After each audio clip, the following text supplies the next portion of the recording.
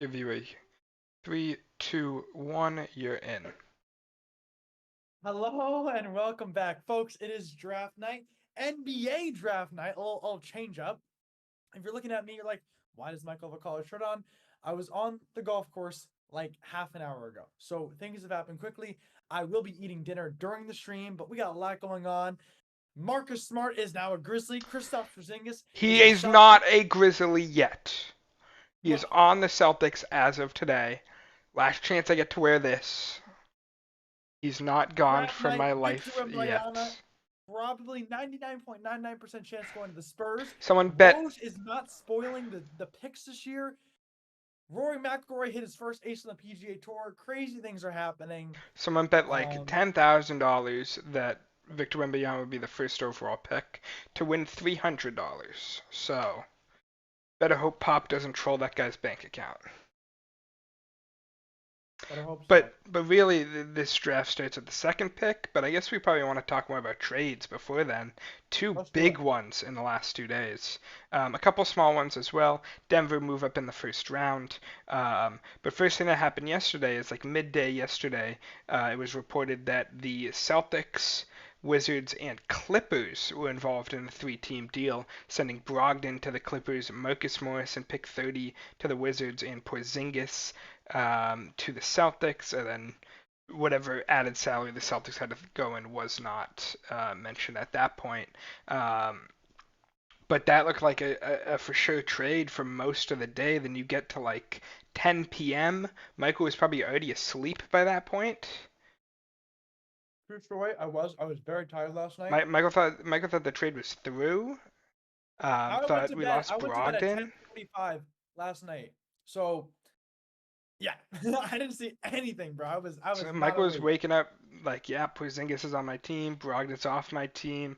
I'm hype, and then That's literally how I woke up. the trade fell apart at like 11 at night or whatever it was. Um, just for like 20 minutes later, the Celtics and the Wizards are potentially making a two-team trade or looking to bring in a third team. Then a buzzer beater, and Victor Wembanyama is officially selected first overall. Um, not to a surprise of many Anybody. here. Um, that was the obvious pick, but pick two is interesting. Trade rumors about so just to get done with this trade, but then at the buzzer beater, almost at midnight, it was announced that the Grizzlies were involved, and Porzingis is still a Celtic. And then like 10 minutes later, it was Marcus Smart is going to the Grizzlies, um, and Tyus Jones is going to the Wizards, and then it was two added first round picks are going to the Celtics. So on paper, I'd say a great haul for the Celtics, decent enough for the Wizards, bad for the Grizzlies. But I mean, we as Celtics fans know what Smart brings to a team. Mhm. Um,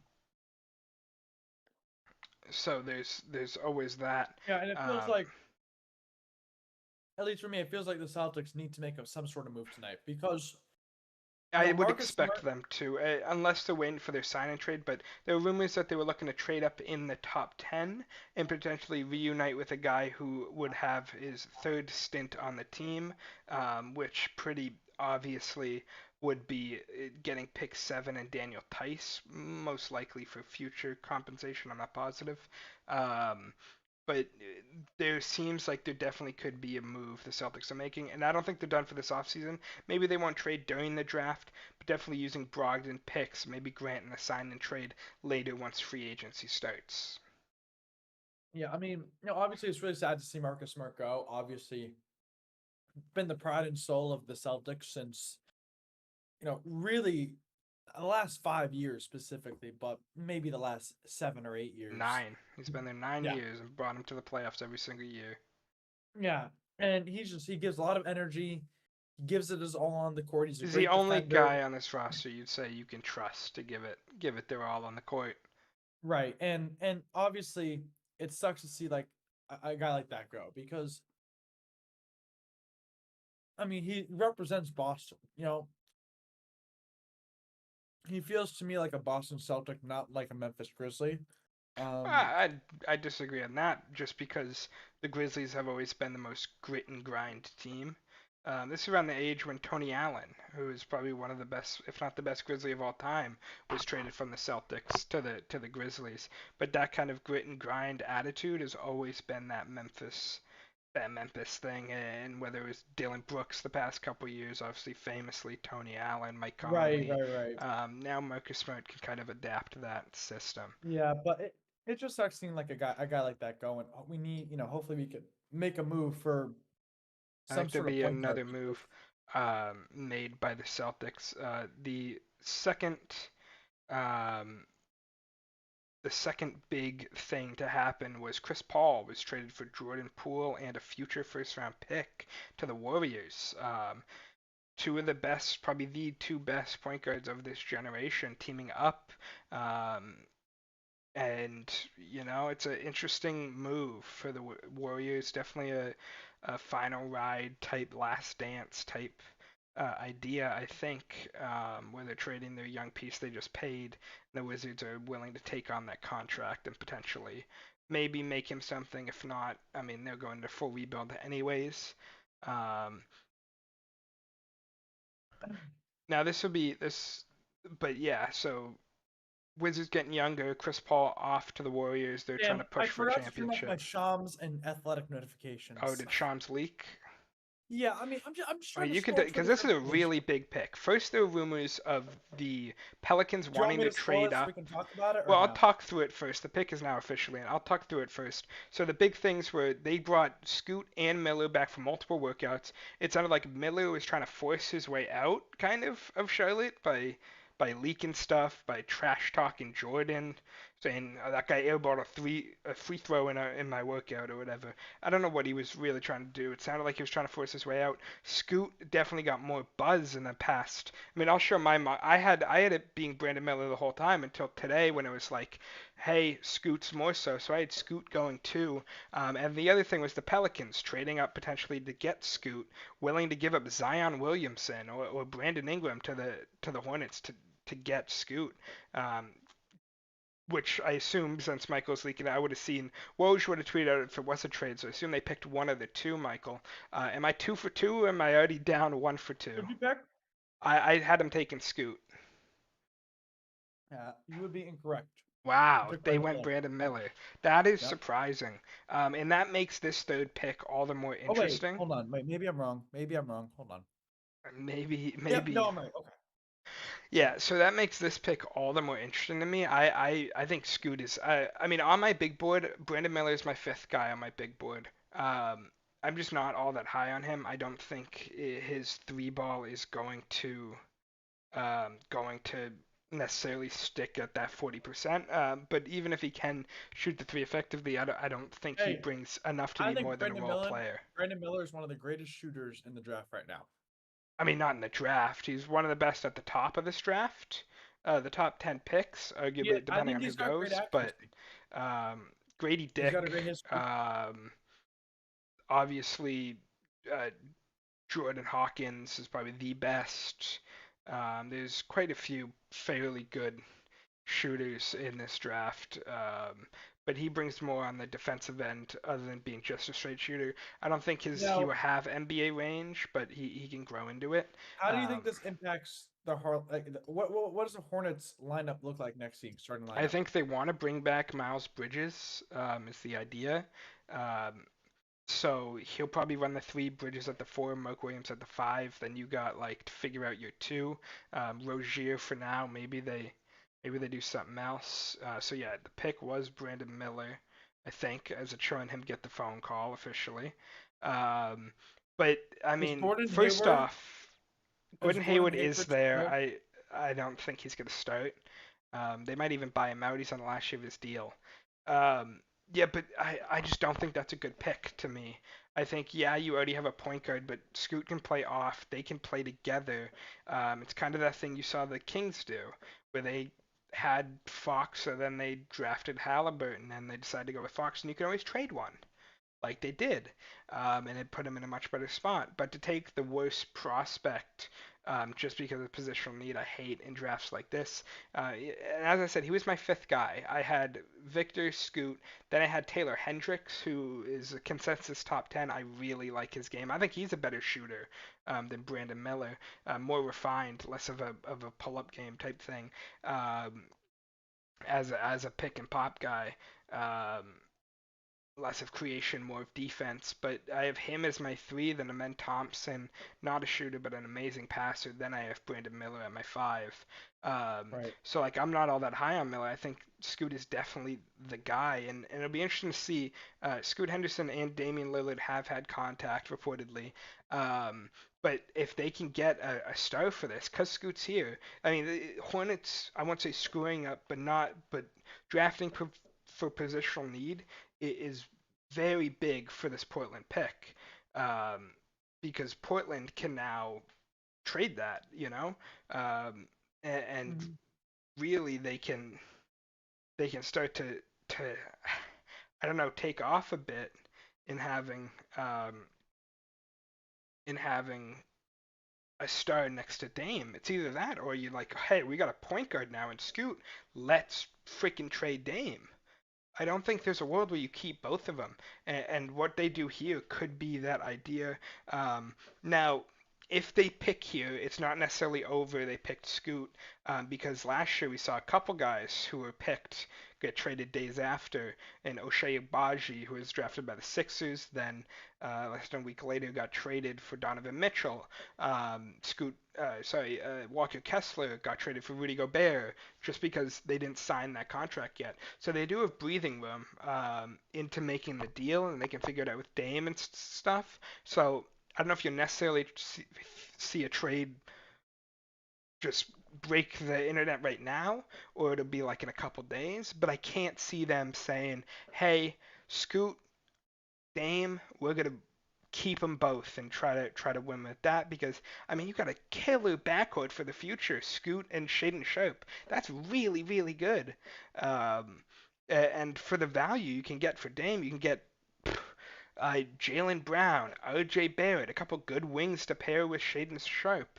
Um, and you have another pick in I this mean, yeah, draft. I You'll mean, get personally, another pick for Dame, probably. Another guy in this draft, if not a personally as a couple more Celtics fan, picks. as a Celtics fan, I would give up Brown for sure, and maybe another piece, like another small piece or another pick. I mean, Dame's a legit scorer, and I'd give up Jalen Brown, Malcolm Brogdon to make the money work, just because Dame makes so much, and right, three first round picks for like Dame and Nas Little, basically. They should grant yeah, replacement as well mhm. to avoid the tax. It's just like, I mean, it's one of those things where they can get great value and they'd have a killer backcourt, one of the best like backcourts for the future of a rebuilding team by far. Yeah, Um, and we'll see.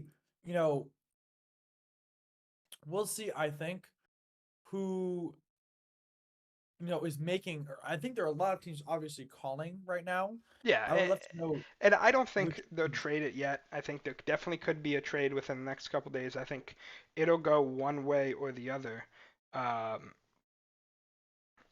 for the future, kind of whether they trade that.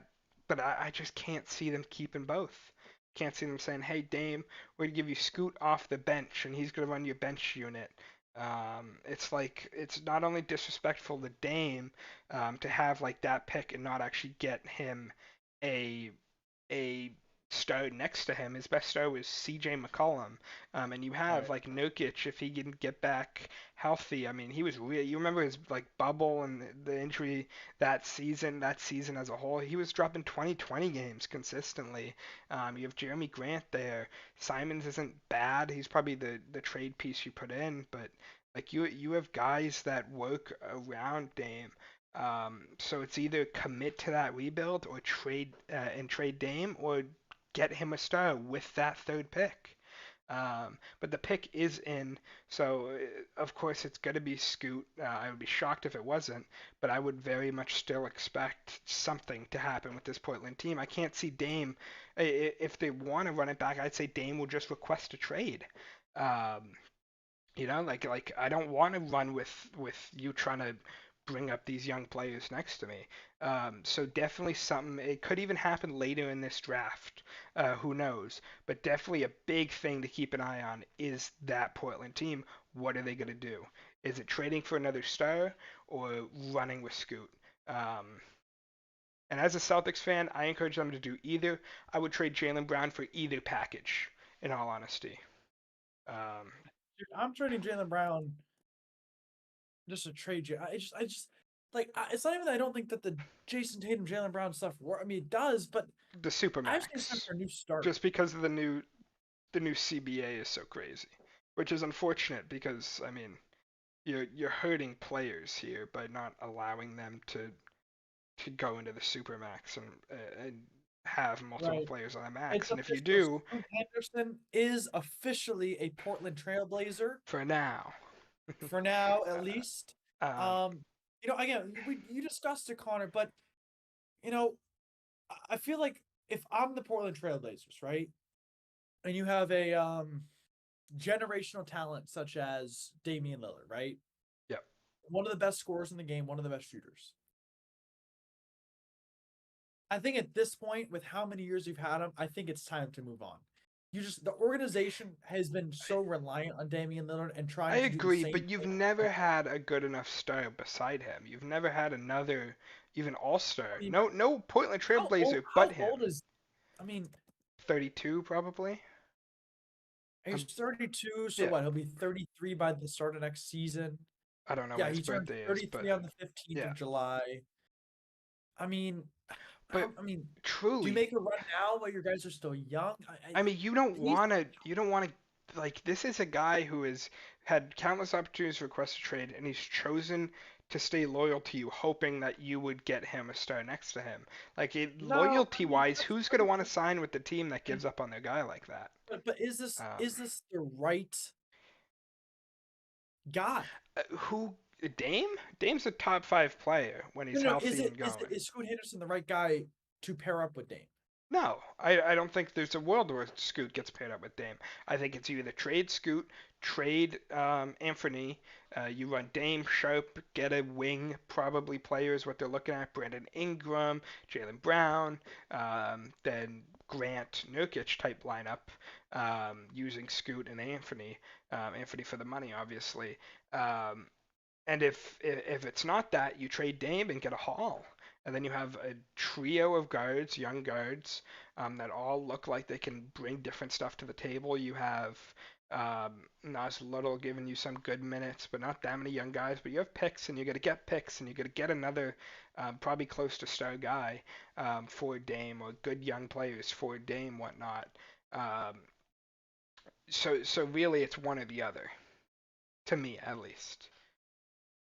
But Yeah. Dame I and mean, Scoot Henderson have had constant contact apparently. So maybe they want to play together. I don't know. I feel like Dame probably does want to play with Scoot, but Well, Dame has been the one that all the reports are Dame doesn't want to play with kids. He wants to actually compete. oh really? So I think Dame, if they want to run with the young guys, he will request a trade. I mean, Um, yeah, that makes sense, right? Because again, if he's thinking, oh, it's gonna take a couple of years for these guys to develop. I mean, Dame is again, he's gonna be 33 at the start of next season. He's not getting any younger. I mean, his game, I think, will pretty much stay the same as he gets older. He doesn't really. He's a smaller guy, so he's not attacking the rim like he's not as physical. But there's a video at the pre-draft party that the Hornets put on, and everyone is just deflated after that Brandon Miller pick because they're like we wanted Scoot. Um, this Rockets pick is interesting because through the whole draft process, it did feel like it was going to be Amen Thompson, get them a true point guard to fit next to Jalen Green. But then there's the rumors of them heavily going after James Harden, and then there's rumors that a lot of people in the organization like Cam Whitmore there. So whether they stick with Amen or they go Whitmore, if Whitmore gets picked here, I definitely could see the Pistons trading back. There was a rumor that the Jazz offered 9 and 16 for pick 5 here, um, to try to get Amin Thompson. I'm sure if the Rockets went Whitmore, it'd be interesting to see what happens here. Because this pick is another one that affects the draft and affects the Right. I future mean, of a couple teams. isn't this kind of the I mean, the first pick, we kind of knew that Scoot and Brandon Miller were going 2 and 3. We just didn't know where. But There were I mean, rumblings that if the Hornets took Scoot, that the Blazers could go Amen. Um, Definitely, there were rumblings. I don't know how if there's much truth to it, but yeah, I'm surprised that the Hornets ended up going Brandon Miller here. Let me see if I can pull up one of my older mocks to see. Actually, I had him trade Scoot um, to the Pelicans in most of those, but um, yeah, who knows? Maybe you see Zion pair up with um, with Dame in Portland if he can stay healthy, whatnot. Coming down to the wire here for the Rockets. Only a minute left on the clock. So we'll see what they do here. right. I mean, I think it's gonna be a bit. It's a big pick. It's a big pick. Yeah. Um, Whether you kind of give up on KPJ a bit and get a point guard, or you get a wing to potentially be a wing duo with Jalen Green. I like Cam Whitmore a lot. I also like Amin Thompson. So I don't know who I'd go with if I were the Rockets. I think I'd lean the point guard. I think getting some stability in passing and less just shot making, especially the defense there too with Thompson, I think could be a better fit than getting a scoring wing just because you want Pickett's in, but you want um, Green to really develop into a true number one scorer on a team. I mean, you just need. I mean, if you're the Rapt, I mean, you just need to make something happen. I mean, I feel like it's For just the sure, same for sure. stuff every year. Like it's a big pick for the organization. I think you got people who have jobs in the line, and I think that the Raptors, since Kawhi left, I mean, it's been kind of quiet. In other sports news, just briefly, Shane McClanahan left the Tampa Bay Rays Royals game in the fourth inning with an undisclosed injury. So obviously, not good news for the Tampa Bay Rays. They're losing their ace potentially for a potentially significant time. Amen Thompson. Amin Thompson will be the pick. Really? Overtime elite. They're saying small forward on our CBS tracker here, but I think he's more going to be a point guard. In all honesty, I'd expect Pistons to be decently quick with it, getting Cam Whitmore, a true wing to replace Bojan Bogdanovic. Um, but yeah, all in all, Yeah. I mean, is this a good pick for the Rockets? Do you think, Connor? yeah, I definitely think so. I would have done this if I had the choice. I think I wouldn't go with the James Harden way. I think it's a cool idea to wanna get a guy like Harden, um, just because he used to be there, whatnot. Um, but like I don't think I would have done it just because my guys are young. I want my young guys. Um, I want my young guys to kind of be the center stone of my franchise. I don't need to rush it just because um, I don't just because like James Harden wants to come back, or I got a coach that wants to win in Ime Udoka. No, Right. No, no, no. I want my Absolutely. And I young think guys that to be the stars of this team. I don't need to disrupt um, their kind of development to be a not even a powerhouse in the West. Adding James Harden to this team, I'd still have him be like a 7 seed at best. right. And it's the old question of James Harden, obviously a former Rocket. Do you bring back these? Do you bring back your old, players who still may have some talent or a certain degree of talent, Like, do you bring them back? And I think it depends on what situation the organization is in. Obviously, for an organization like the Rockets, a very young organization, I mean, I don't think that James Harden is the right player. Obviously, not going to win a NBA championship with James Harden this year, right? And I think the way the Rockets have set up their organization, they're building for the future. They're not necessarily building for right now. If they end up having a season that's unbelievable, then they consider buying at the deadline.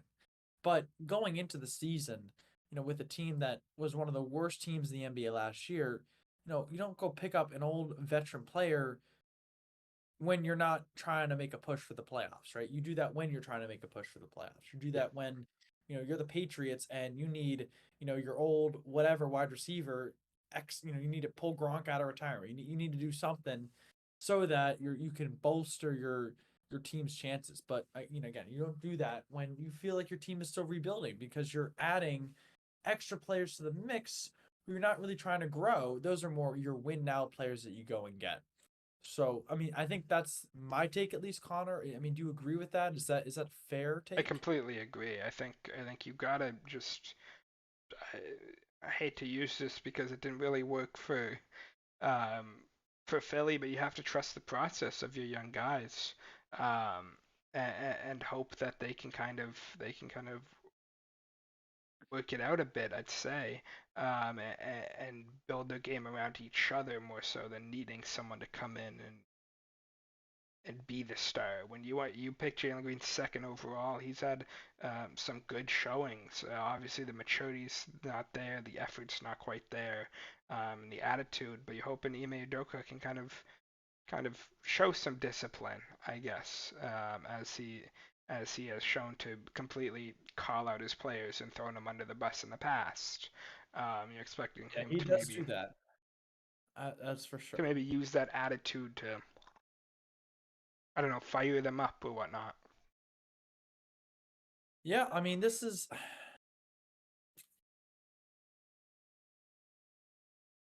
It's an interesting spot. Here, yeah, I'd expect a wing. Cam Whitmore, I think, has a lot of fans in Detroit. Sir Thompson's also there. I'd say maybe higher upside as a kind of all around player. Whitmore is more of a scorer, straight up. Whitmore didn't have the best year at Villanova, but also, I mean, you can't take much from the Thompson twins playing 16-year-olds in overtime elite. It's not Connor, a did you see tough did league. you see Woj's tweet about the Brandon Brandon Miller pick? Miller, yeah, yeah.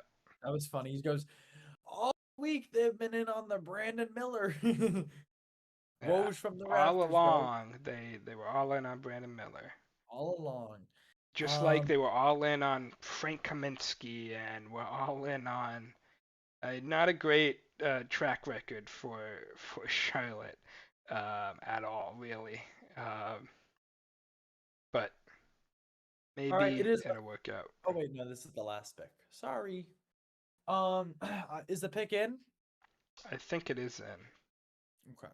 I I can't see because I'm looking right now. I'm watching on ABC.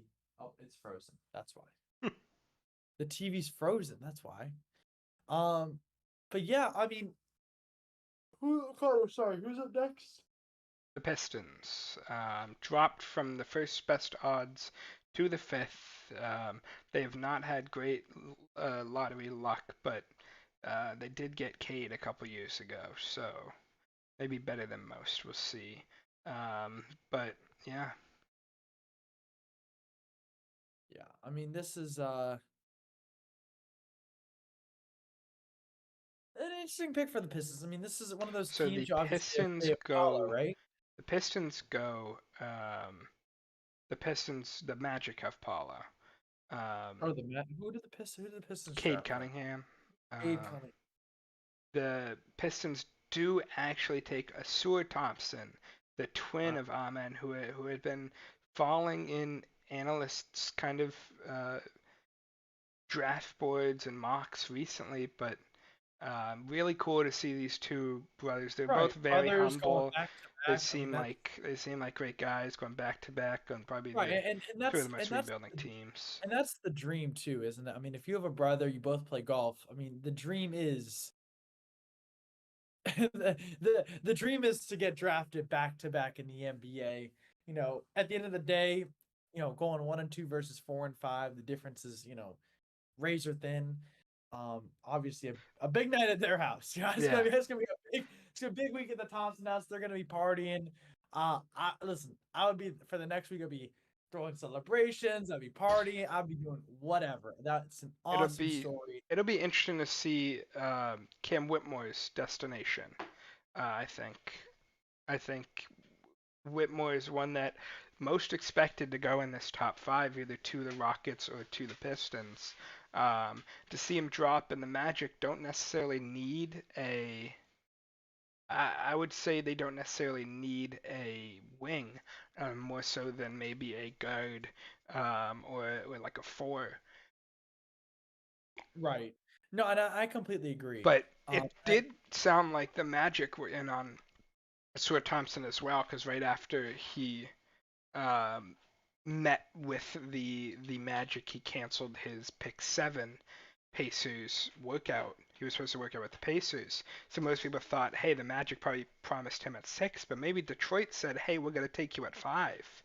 Um, so, yeah, I think should be interesting. They definitely could go Kim Whitmore here. I think Anthony Black, probably your best playmaker on the board.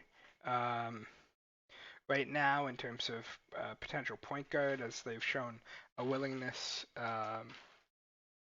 to, I don't know, want to trade one of their guards, either Jalen Suggs or Cole Anthony. But it'll be interesting to see where the Magic go here. Magic were one team looking to kind of trade up into that top 5. They do have 2 first-round picks. Didn't get anything done. No trades yet. Um,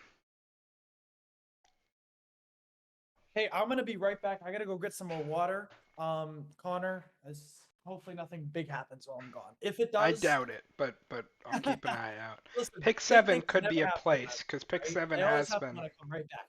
pick I'll be 7 right back. has been readily available in trades, so who knows? Um, but we'll see what happens with the Magic here. Um, we'll see what happens. Um, pick is in right now. I would kind of expect it to be Anthony Black. Just getting a playmaker is pretty big, and they've shown a willingness to want to trade one of their guards. So if I were to guess, I would guess Anthony Black, but I definitely get um, the Cam Whitmore idea as well. A lot of A's by whoever the CBS grader is so far. I guess it's hard to go wrong here. Um, but who knows how long? I mean, maybe Asura won't get an A. But we'll see. We'll see what happens.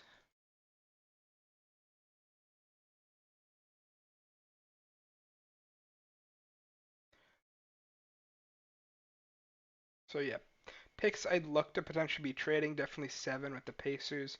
They want to get a wing. Jazz have shown a willingness to trade up. I don't know if they will at this point. Um, Definitely number 10 to the Mavericks, potentially for 15 and John Collins. If not, the Mavericks could stay and take Derek Lively there. Has been kind of talked about a lot, as they don't expect to bring Christian Wood back, and who knows about Powell. Um, let's see. This still says Grizzlies. This is the Celtics pick here, just because that trade can't go through. And then this pick here, 29, is the Nuggets as well, which I think is from Boston. Yeah. So that's the Nuggets pick, which got turned into a heavily protected future pick. So I mean that Brogdon trade, if they could trade him somewhere better, they really gave him nothing in that. Oh, my that TV trade. is still frozen. Gotta get a restart on that or Oh my something. goodness. Something like that. Bro, YouTube TV. And if any of you out there have YouTube TV, it's awful. Well, isn't It's isn't um, Anthony Black is the pick for the Magic.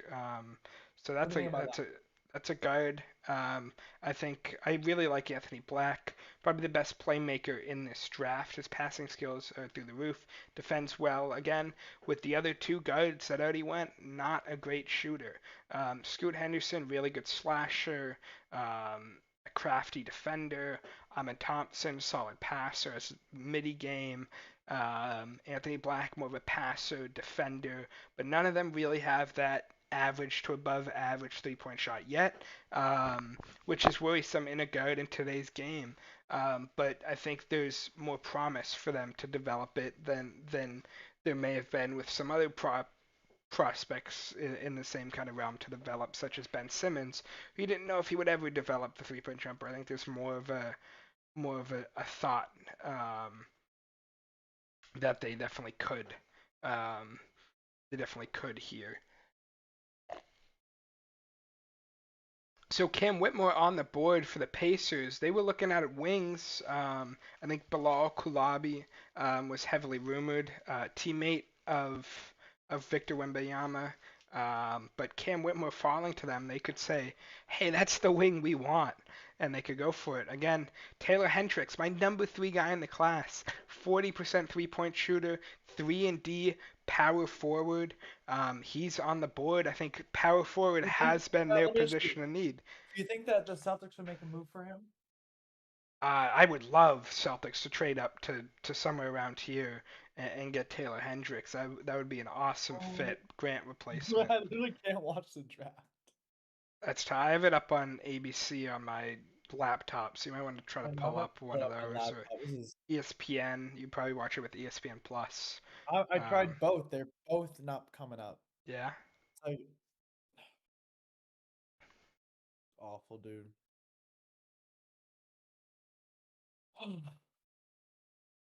Anyways, keep talking. yeah. So Pacers on the clock, and there is a trade to announce. Ooh, Um, please be the Celtics. It is the Washington Wizards are on the clock at Ooh, 7 now. that's kind Um, of. don't I know the mean, that's kind of. return yet. Uh, Is that kind of interesting, right? yeah, I think they were looking to. I mean, I wouldn't say Washington necessarily has a wing, necessarily.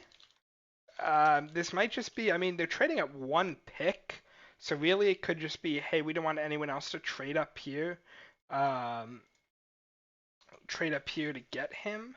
I wouldn't expect them to be back to back here, but they have Denny Avdia. That's a fun wing.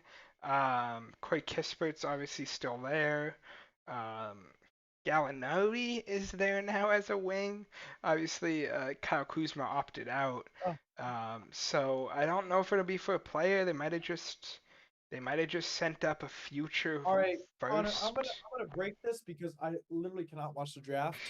Um, the Indiana Pacers have traded the pick to the Wizards. We covered that. Washington will select Bilal Koulibaly. Is that how you say it? Yeah, Bilal. That's a high upside choice for the Wizards. Definitely a guy that I mean his stats weren't great or anything, um, but playing with Victor Wembanyama, he got recognition. He was only like a 6-7 points per game guy.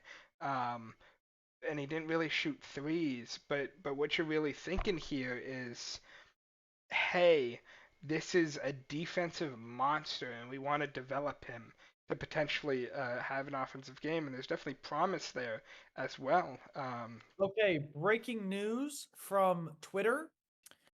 YouTube TV, I believe, is down right now. That's why the NBA draft is Didn't not that able. happen during the Yep, it conference did. finals or whatnot? Yep, yep. Crazy, How how crazy. how does it allow this to happen?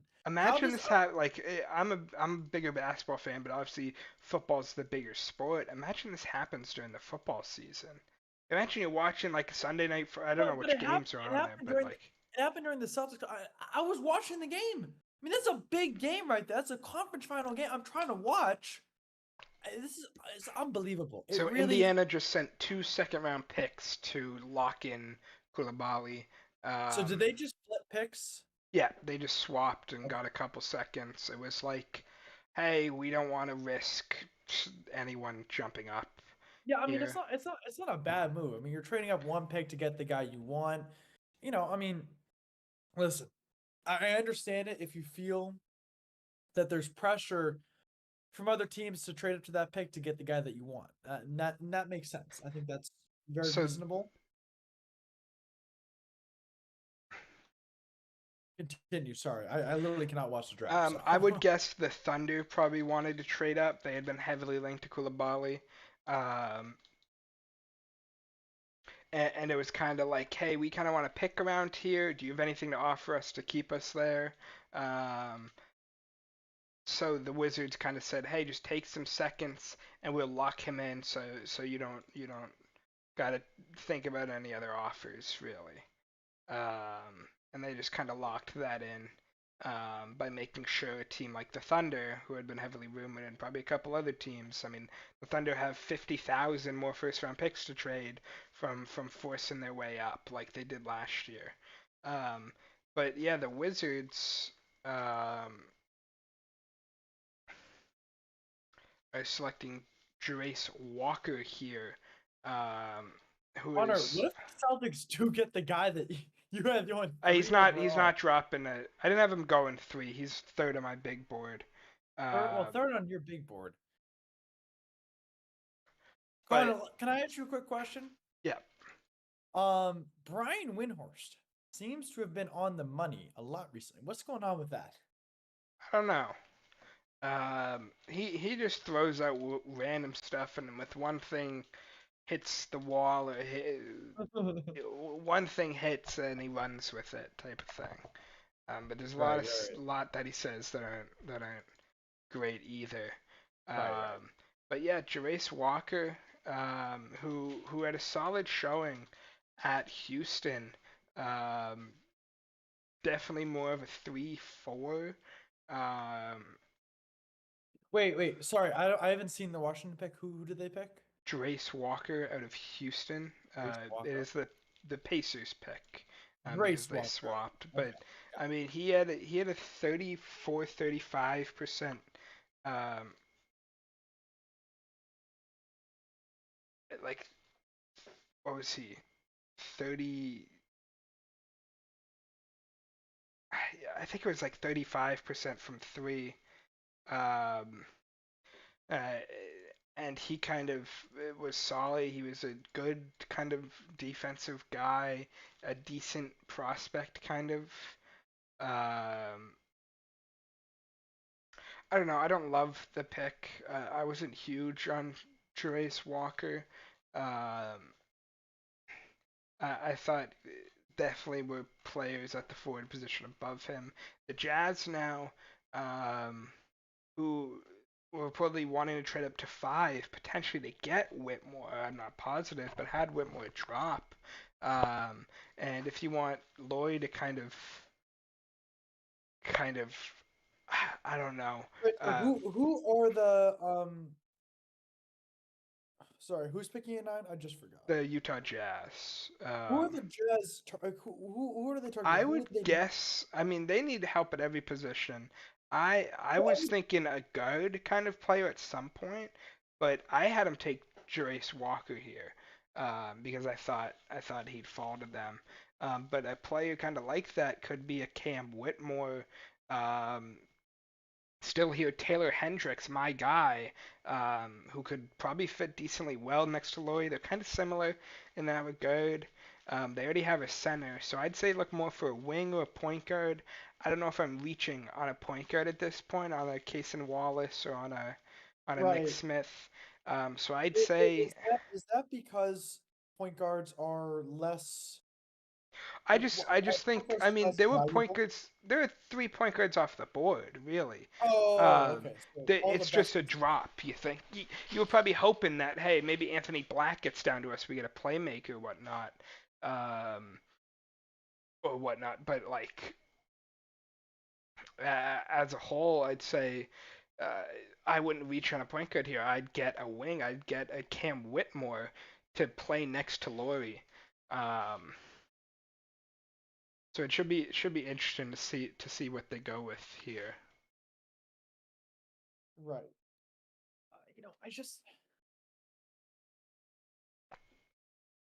I don't know. I want to see the Celtics do something. Honestly, I feel like Celtics Nation needs something right now to get I us don't know if the excited. draft is the place for the Celtics here, I mean, no, just you're because right. I think a lot of their deals were But happened with why do we Grant. trade for those picks if we're not going to, do anything with them? Well, That's you trade for him because you got to pick a guy at 25, and the next one you can trade at any point. But just getting into the first round in a deep class is a good thing to have. I think they'll probably pick at 25 for now. Whether that gets used in another trade with Jalen, whatnot, with Brogdon maybe, whatever it is, um, kind of. I don't think you make a move up at this point. There are obviously rumors that they want to trade up into the top 10, but probably not a good chance to do it. Um, we'll see kind of what can happen here towards the end of this top 10, but I doubt they. And if they do move up, I'd expect it to be within 5 to 10 picks above. So somewhere between 15, 20 probably range. I'd trade up to 21 in my mock to get sharpshooter Jordan Hawkins. Um, but who knows what they'll go here. right. Um, I think the situation, at least regarding um the Utah Jazz. I mean, you have a team that just 2 seasons ago was, again trying to make runs in the playoffs. Obviously, they trade Donovan Mitchell, and then Rudy Gobert goes as well. So the Jazz look very different from what they did. Is Russell Westbrook still a member of the Utah Jazz? Russell Westbrook was on the Clippers last season. Oh, He was the Clippers starting point guard, and now he's a free agent. But they were starting Talon Horton Tucker, Colin Sexton, um, any of those guys, kind of at that point guard spot. So definitely a hole. They do have another pick at 16, which probably lines up better with some of these point guard prospects. Um, so if they don't go one here, look for them to go for a prospect there. We're still, I mean, I'm behind on my stream. I'm still seeing the Pacers take Bilal Coulibaly here. I don't know what happened to my stream. We got yeah. mega The NBA behind. draft is currently. Oh, there it is. Who's talking? See if I can get it The back on. Utah Jazz pick is officially in. Pick is in. On ESPN at least. Um, yeah, we will bring you all first round action. I think Connor and I will discuss if we're gonna do the second round. Maybe we'll do the first couple picks. I love the Uh, fake hats when you already know you're not going to the team that you're wearing, but like it's still there. It's like you're wearing the hat, but it's not the right, like team the you're going Luca to. in the Yeah, like this the, guy Jace Walker has to walk out there do an interview in a Wizards hat when he already knows he's a Pacer. right. I think that's stupid. Like I don't like how you can't just trade the pick. You know what I'm saying? Yeah, it's definitely a weird position for the NBA where it doesn't officially go in as a different team. But it's kind of fun um, to look Right, because then back you have and all these pictures, be right, like, from hey, like remember when Luca was a Hawk? What happened? Stuff like that. I think stuff like that is funny to watch. Um, You remember when Kobe was a Hornet? Wow.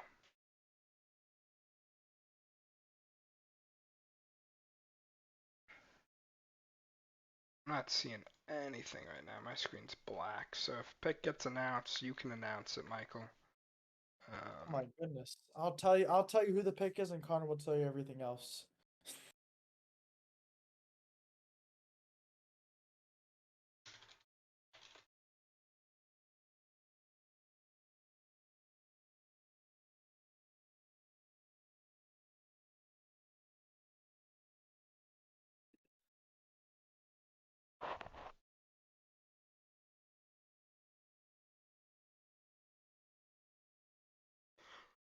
Oh man. NBA draft night. It's so interesting, covering two different drafts. I feel like It goes there's so much faster than football. oh We'd I still be love on it. pick 2 in football. And now we're on what, pick 9 right now. Yeah, I mean listen, I love the NFL draft because of pomp and circumstance, but It's takes way too long. It takes way too long. Okay, the Utah Jazz have officially selected Taylor Hendricks, Connor. There you go. Uh, That's my fucking guy. nope, there you Um, go. I mean, Um, 6'8" without shoes. Obviously about 6'9", 6'10". Shot 39% from three for a big guy. Better catch and shoot than off the dribble, obviously, but you gotta have him as a catch and shoot, and he's probably your best kind of like all-around defender in this draft, interior um, as well as on the perimeter, just all-around great player. I think he's. I mean, he even had a high usage. He was asking to create plays for others. He just has the whole package here. right.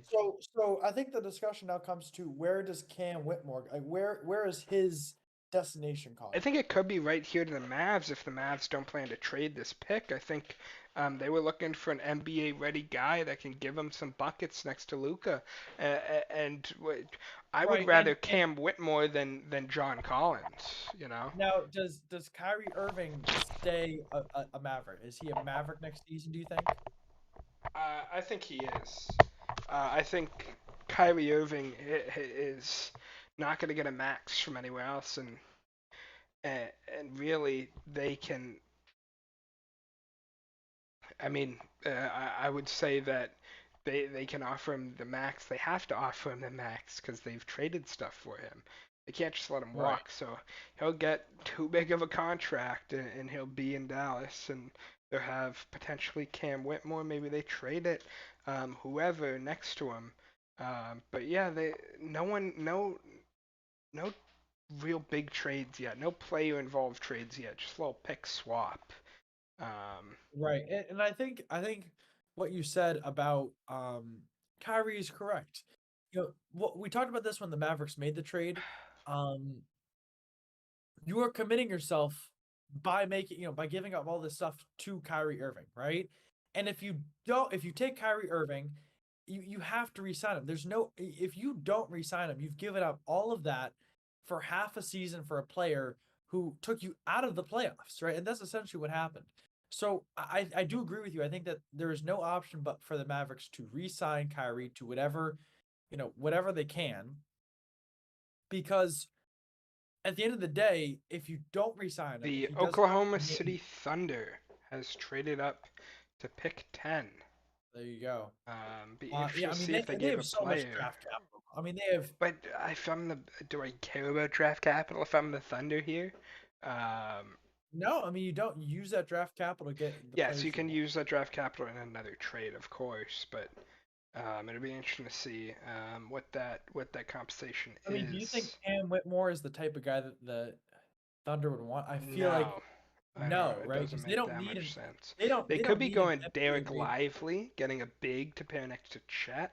Um, I think if Taylor Hendricks was here, that'd be an amazing fit next to Chet. I think Lively could work as two kind of lengthy shooting bigs next to each other. Then you have Shea, Giddy, Dort. I think they could get some backup guard play. That backup point guard position was pretty rough outside of Shea and Giddy as the creators. They could look at a Cason Wallace or a Hood Schifino here just because of how Right. fast point guards went off. They're probably scared at pick 12. Um, they're probably scared at pick 12 to take a guy to wait in case the Magic probably don't take another guard, so maybe not. Right. But let me ask you, Um, why is Adam Silver announcing the picks this year? I know there was discussion. Is there any reason for that? Or does he usually do it or no? I think some years he's done it, some years it's been all Mike Tatum. Maybe it was a COVID thing that Mike Tatum did it more the past couple years. Um, Right. so I don't know. But yeah, it makes sense for him to do it. I'm sure Tatum will still do the second round. We'll see. But 3 minutes 30 on the clock here for So if you're the the Celtics, Connor, if you're they're sitting at what Davis 25, I think. Bertans to the Thunder. Who? Mavericks are sending 10 in Davis Bertans to the Thunder for, I assume, pick 12. Woj said 4 pick 10. But I assume it's just getting off that bad contract. Maybe they're making cap space for something. So, but Connor, the Celtics have pick 21 or 25, correct? Pick 25, yes. So who and so that's the Grizzlies pick, obviously, but they're gonna pick for the Grizzlies. Um, who are you targeting if you were the I Celtics? think a name that's come up that they've worked out that makes sense is Trace Jackson Davis. Can kind of replace Grant Williams there at the backup four spot. He's more of a 3-4 than a 4-5, especially with Is he Porzingis is he there. more of a shooter or is he more of a drive and scorer? He's more of a driver. Right. And I feel like the Celtics do have a lot of shooters. I think you look at the Celtics last year, we did have a lot of shooters. We had Derek White, we had I mean Gallinari obviously didn't play. We had Derek White, Grant Williams, Marcus Smart. I mean most of these guys were essentially, just shooting the ball from outside the arc.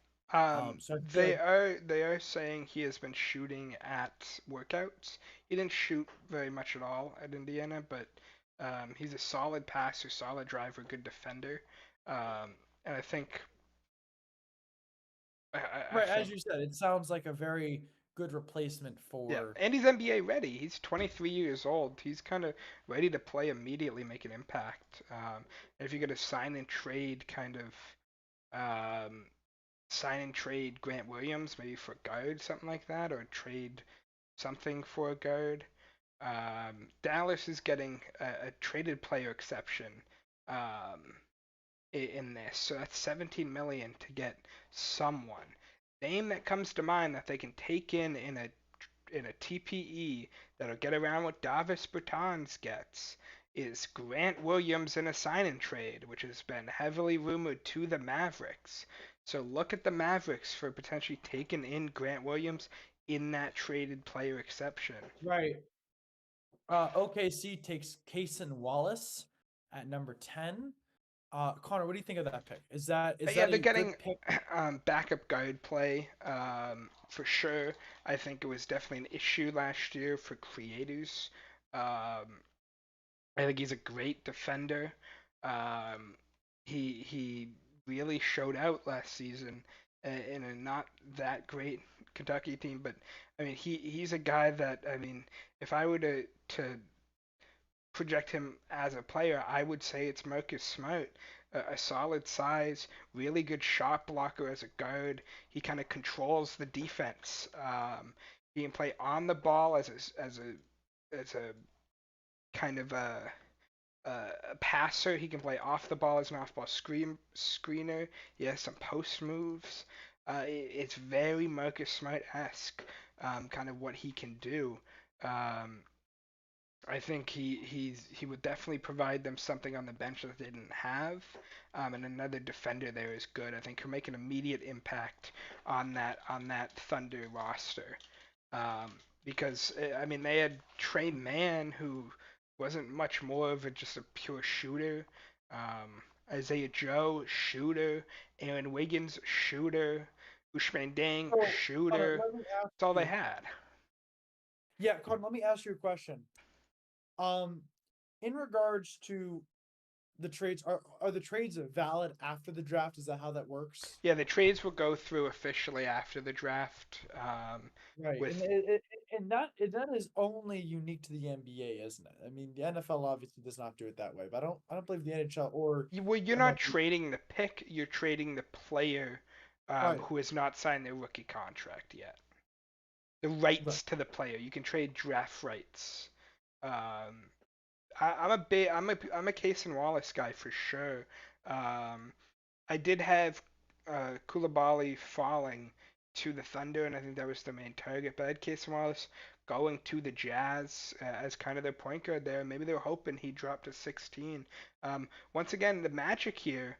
Um, I mean, you got your point guard. Could you look at that wing position and really secure Cam Whitmore here, who has fallen more than expected. I think the Thunder here are probably, I'm sorry, the Mavericks here at 12 are like, we can trade down two and still get Derek Lively potentially. I think that's something to really look at. For 12, if the Magic don't take Lively, which I don't really expect they will, all things considered, because that's a team that Yeah, already I'm has sure. Wendell Carter Jr. and Bol Bol, I guess. Right. I mean, there's so many things that can happen. And again, I feel, that the East so far tonight at least, Another has guy that not. was, I mean, this is something that heavily got projected to the Magic is them taking, the joke was they're getting Black Dick, and Anthony Black and Grady Dick as their two picks. So Grady Dick is Oh, definitely an option here. But okay. I would expect a wing. I think Whitmore makes a lot of sense if they trust Dick more because he's a good shooter. That could also make sense. I don't know if they'll take the big, but if Derek Lively's back on the board for the Mavericks, I see them going Derek Lively here if they're not maybe trading Yeah, it to Atlanta for John uh, Collins. Connor, per Shams, Orlando is selecting Jeff Howard at number 11. Jet Howard. Jet Howard, sorry, I Yeah, mis Michigan, Michigan the wing. T and the F look so Um, similar, and I just assumed it was Jeff. that's a bit surprising. He didn't have a great year at Michigan this year. Shooting splits were pretty poor. Um, and Michigan wasn't that great. He didn't really have a great year at all. But I think that Jet Howard definitely has a good amount of potential here. I'm surprised that he goes this high with Cam Whitmore on the board. I'm not sure why Cam Whitmore's dropping as much, but Jet Howard is a very crafty scorer. He's good off of screens shooting. He has a high release. Definitely, you're thinking that eventually he can be close to a 40% three-point shooter. Um, he gets to his spots off the dribble well. He's a smart player. He had solid passing splits last year. He's not that athletic. He's not amazing on defense. He can't give you a ton of bursts, but as a scorer, smart player, shooter, he has a high IQ for sure. I think that's something that's taught there over at Michigan. I think it um, definitely is a solid fit. I did expect him to take Grady Dick, but I think Judd Howard has more upside and better side. He's 6'8" and built, not 6'7" and skinny. I think he has higher upside than Grady Dick. I Yeah. do like this All right, pick. going back to the Mavs, we just have a question from the chat. We discussed it a little bit before, but Grant Williams, I mean, do you think that he is going to the Mavs? I mean, that's obviously an I option mean based on. the TPE makes sense in that spot. The Celtics could only take on someone of 55% of his salary, so you're looking at a guy like Reggie Bullock potentially, maybe Josh Green, more of a role player role, and maybe a pick, or you can just send a second over and get a TPE back yourself. Or send nothing over, get a traded player exception back. I think it'll be telling what the Celtics draft here at 25, or if they trade up or whatnot, if it's for a guard or if it's for kind of a power forward, a wing, whatnot. You can kind of maybe see their idea with Grant. I think Grant actually would work well next to Porzingis. I think they'd complement each other pretty well. But this is a team that's now even further into the tax. They didn't lose money in that deal. They gained about 6-7 mil because well, Marcus Smart makes even less money than Malcolm Brogdon, 4 mil less. So you're sending Marcus 18 mil, Gallinari 6 mil, Muscala 3 mil. You're looking at 27 mil taken in 36. That's a 9 mil cap hit extra, and you're right on the edge of the second tax apron. So if you don't re-sign Grant here, you sign and trade him, take in a guy worth 5 mil. Then you still have enough room to use your taxpayer mid-level exception. If you re-sign Grant straight up, that mid-level exception is gone, just completely gone Right, because of and your. I think that's why we don't sign Grant Williams I, because I I, I think it'd feel. be likely that it'd be a sign and trade, and maybe they send a second round pick, a future late first, whatnot, get like Josh Green back. That's a guy who can play make, who can shoot, who can defend off the bench as kind of a guard slash wing player. I think Bullock Right. is more of a defender slash just pure shooter. Um, I think the solution for the Celtics is to not limit the moves that we can make. And listen, I think Grant Williams is a great player. He works hard. Um, I know a lot of people give him, shit for I'll make both of them, and then he missed both. But like, he is a very good player. He seems like a very good guy. He does seem like a Boston Celtic, but I think the issue is he doesn't move the needle, I think, enough for the Celtics to make me want to say, oh, well, this is a guy we want to keep around after re-signing him for more money. I don't think that he fits the mold that the Celtic or the future that Brad Stevens is trying to Yeah, it didn't seem like create. I know there were injuries involved, but I don't know if Joe Mazzulla was the biggest on Grant as well. I think Right. it could have just been injury. I think you're looking the Celtics here. I think 25. You're likely looking for a defensive wing that can play the four. Oliver Maxence Prosper. You're looking at Trace Jackson Davis. Um, a few guys, Brian Sensabaugh, Jaime Jaquez. There's quite a few guys that I think have potential for the Celtics to look at 25. And if they do draft kind of a power forward type, um, then I would expect you to see probably Grant go. If they look at more of a guard, um, if we look at more of a guard, then you're probably thinking hey, maybe they want to keep Grant and they drafted a guard and they're not going to run with the mid-level exception, just get minimum guys Right. to How fill how out. much how much does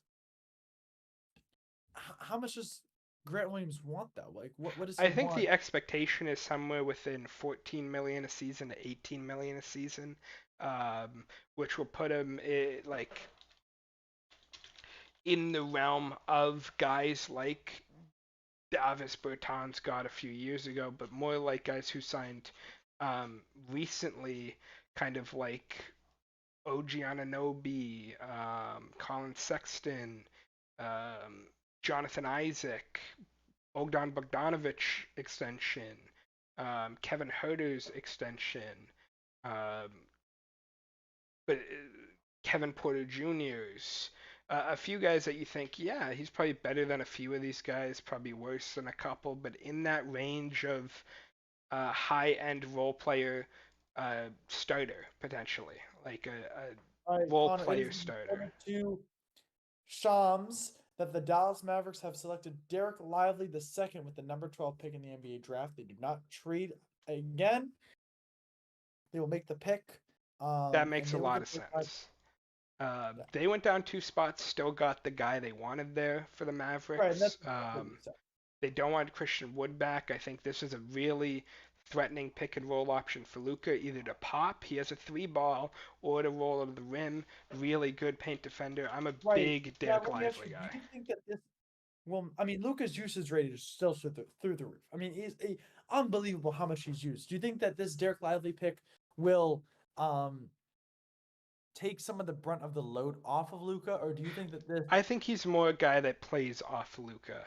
He will get the pass either on a roll from Luka or right? he will shoot on threes. And his 3-point percentage in score was bad. It was like 15%, but teams really liked him shooting in the pre-draft process. You saw the Lakers like fawn over how well he shot it in the pre-draft process. So you're hoping that he can bring something more. I think there is foul concerns because he's a heavy shot blocking guy, but he's huge. He's 7'1" with a potential 3-point shot. This is really you want to remake that center position. Christian Wood didn't really work last year. Dwight Powell is way too undersized. And this is kind of a guy that can really what they wanted JaVale McGee to be when they signed him last year. This defensive Right. kind of Connor, uh, and so anchor. far, any big surprises from the draft? Anything that you're seeing right now that you are surprised about? I mean, I think Cam Whitmore maybe Yeah, I the think obvious. all the picks I could see in these ranges. Jet Howard, I think, went higher than I expected, but I am shocked that Cam Whitmore is dropping. Like the ranges make sense for most part, but I expect Cam Whitmore within that 5 to 8 range for sure, and I'm shocked that he's now dropped to 13. Um, to the Raptors, who could use a scoring punch at the wings. I don't know, maybe. I don't know the Raptors' direction. It sounds like they're not trading any pieces, and they think they can compete with this roster. Um, but yeah, this is the one thing that I think I said it in the pre-draft video with Michael. Maybe I did. I don't remember, but there was a prospect that um, had like pretty awful workouts, could not stay in shape, um, and like was left early, had bad interviews, was caught vaping and trying to hide it, whatnot. And now you're thinking that this could have been Cam Whitmore with this drop. It was obviously a lot of people thought it would have been Gigi Jackson or whatnot, or maybe it's just medical issues for Cam Whitmore or whatnot. But it is definitely surprising that I mean now you're thinking connecting the dots maybe that was Cam Whitmore who had those awful But do workouts. you think that would make that big of an effect? Do you think that that would really cause him to drop that far? If you can't complete a workout, yeah, I would think you're not gonna really um, really kind of be seen highly. Um, like I don't know what he did in those workouts, but I'm thinking that report where a player couldn't even was so out of shape he couldn't complete it, went back to the locker room, started vaping in the locker room. I'm thinking that could be Cam Whitmore now, um, just because like I don't know. I think one team that looked at Whitmore a lot was the Houston Rockets. So if you're looking at a team to potentially trade up to one of these next few picks just to secure him, it's the Rockets from 20 with maybe a future pick. We will see. Right. Yeah, I mean, it seems like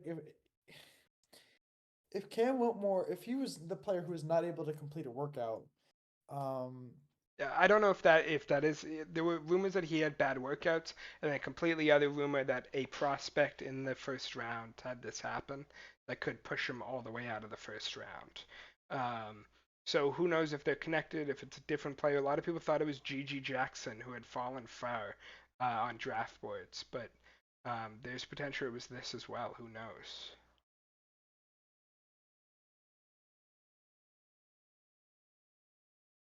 I just honestly, I don't know. It's such a weird situation.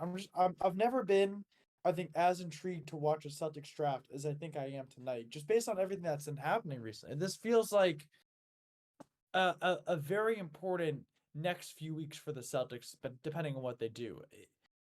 The Celtics have been so close the past two seasons to winning it all, right? Obviously, this year probably further away than they were in 2022, but still being a game away from getting to the NBA Finals is incredibly impressive. For sure, you And think they're kind of going in for this year a little bit, trying to find the best right, pieces around their you kind of stars. need to make something happen because at some point you have to drastically change something eventually if this continues to not work, right? And that's at a point where I don't think we are at yet, but it does feel, every season that Jalen Brown and Jason Tatum, you know, especially this year, I think there was a lot of rightful criticism of them, especially going into that finals game, or excuse me, that last game. And I get Tatum gets injured, but you hope Jalen Brown at least plays well enough so that it can at least be a game. And I think that we're getting closer to a point where the Jalen Brown Jason Tatum is only going to work if we see some success come from it. And does that success have to be from winning a championship? No, I don't think so. But there's a level in which you can say, okay, maybe the Celtics didn't win at all this year, but this was a very successful season. I think everyone feels that way about the 2021 season, right? I look back on that season and I say to myself, listen, only one team can win it all. I thought we played great going into the finals. We won two great series and we came up short in the finals against a team that was playing great basketball. This year, you feel differently. You just got to the finals last year. And did I expect to get to the finals again at the beginning of this year? No. I hoped we could get to the Eastern Conference Finals and hopefully win that series. But I did say before the final series, before the semifinal series, conference final series, I did say based on this matchup, the Celtics need to come away and win this series because you're playing a Heat, you're playing the 8th seed. This is a very winnable situation for this team, and they didn't. And now, this year without Marcus Smart, the exposure of Jason Tatum and Jaylen Brown, not only as players but as leaders on this team, is going to be much more. Simply put, those two guys are now your vets on the squad. They're the ones who are leading it. It's not Marcus Smart anymore. So I think more so this year than in past years, the success of the Celtics this year depends on the play of Jaylen Brown and Jason Tatum. And if that is not Pick is in for the Raptors. up to snuff, I think that's going to be causing a lot of problems for next offseason. So this is a big opportunity for the Celtics to make a good move, make a good pick, and really bolster our chances. Connor, go ahead. Yeah, pick is in for the Raptors. I don't know what they're looking at here. Maybe a Fred Van Vliet replacement at the point guard. Maybe more of a scorer. But they did have Gary Trent Jr. pick up his option. Um, it sounds like a team that, for some reason, wants to run it back again after being a lottery team. But that's what it's been for a while for this roster, who won with Kawhi and hasn't had very much success at all without him, but still think, hey, we can do it without him. And they are basically refusing to trade any of their players, asking for way too much in return for all of them. Pascal Siakam said he doesn't want to re-sign with any other team, and if any other team trades for him, he's just going to go back to Toronto after a year, which is not great for your value. Um, so I don't know. As a whole, I have no idea what the Raptors are going to do here. I had them taking Kobe Buffkin, a point guard out of Michigan, who they had in a couple workouts, and kind of look for that Van Vliet replacement. But they could go in any direction. They could try to trade some guys, try to bring others back. Um, I think they should just completely blow it up, but it seems like they don't want to do that, and Are you Rookie talking Year's about the management Raptors doesn't. right The now? Raptors here, yeah. Yeah, I mean, I completely agree. I think that you look at their performance in the playing game. I mean, it was abysmal, and I think that DeMar DeRozan and the rest of his team, it's not built for a championship. Like, let's be honest here. Even if they have an incredibly good season this year and whatever, make the 6th seed, make the 5th seed, I think that's probably their ceiling. Okay, so what? Like, they're not a good enough team. They're not a deep enough team, and they just seem to be in limbo right now. And that's the way I feel about the Raptors. I mean, do you feel the same way? They feel some like in the middle of the NBA where they're too good to miss the playoffs, but not good enough to win it all. So you're just like floating and hovering. They're not trying to get Yeah. better. There's of young players, but they're not doing anything with their older players. That's how I feel about It was a weird team during the regular season. Um, five 15-point per game scorers overall, guys who had different skill sets. You have some promise in some of them, but it's just, yeah, I don't know where they go. I don't know what they're gonna do as a whole. Um, it's just weird to me that they don't even want to trade one guy potentially and open up time for younger guys or another pick, whatnot. it. Yeah. I mean, Pick's taken a while. In all honesty. are we talking about the Um, Raptors right now? yeah, if it's the pick's been in for a bit, and they usually say it right after, but we'll see. Maybe they're trying to slow it down a little bit. Yeah, yeah, it's been a Just a fast quick draft golf so stat. far. Connor, Scotty Scheffler shot a 63 today, so he was 7 under par. Sounds He like my is normal day. 203 under par for this season. 48 shots better than any other player. That is pretty good. That's pretty good. Pretty good. I will say. That's some good golf right there. That's some Um, solid golf. some solid golf. Let me see if I can find it.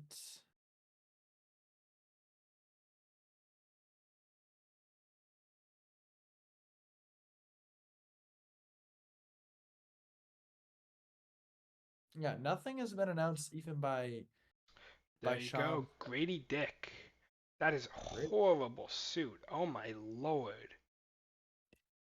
Is he wearing? Wait, what is he wearing? This red glittery monstrosity. Ew. What is that? That's awful, Grady Dick, Connor. he is a pure shooter out of Kansas. Doesn't do that much else at this point. But Well, he obviously can't dress, bro. I mean, this is shooting is definitely something that Toronto needed. ew, Connor. Um, What, bro, who, where, yeah, it's who horrible. That is is this truly horrible. That outfit's terrible. It hurts my eyes even. guy? Ew. Um, I got stop. but yeah, it'll be interesting to see what they go for here. I wonder if they want to bring back Fred VanVleet. They gotta have this guy be a shooter off the bench. Maybe they want Scotty Barnes to be the full-time point guard and have this guy be All the I'm saying two is this: beside him. never. This man should not be allowed to dress himself before pre. I mean, we're gonna get James Harden level of clothing disasters before games. Yeah, it's a horrible fit. Horrible fit.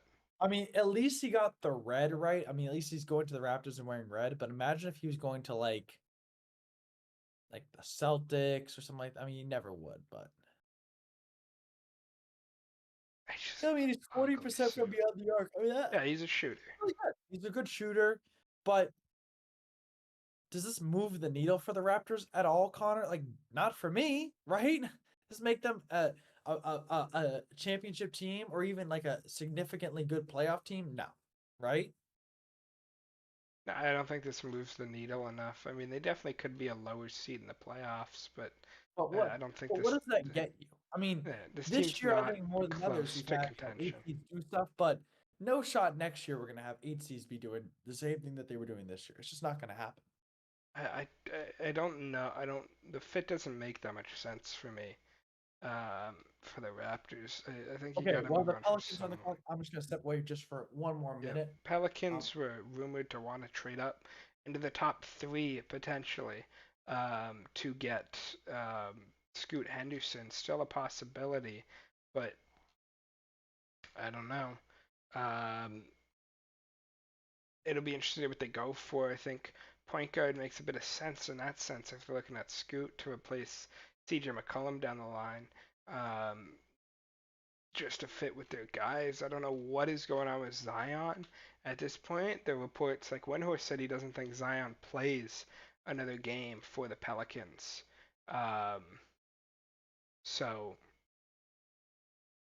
should be an interesting um, position here to see where they go. Um, once again, Cam Whitmore continues to fall. Um, almost reminds me of Michael Porter Jr.'s fall a few years ago as a shooting wing who had some medical concerns with his back. It'll be interesting to see kind of what did MPJ fall to? Was he 13th? 14th. So maybe the Pelicans take him here and he's their MPJ. It'll be interesting to see. Um, but for sure, a guy that you're expecting to go soon, I'd assume. Um, I know the medical stuff or the workout stuff is rough, but you trust your staff to get a guy like that in shape. I mean, who are other guys that have had concerns like that? Embiid? Oh no, can't draft Embiid. That's why we let him fall to 3.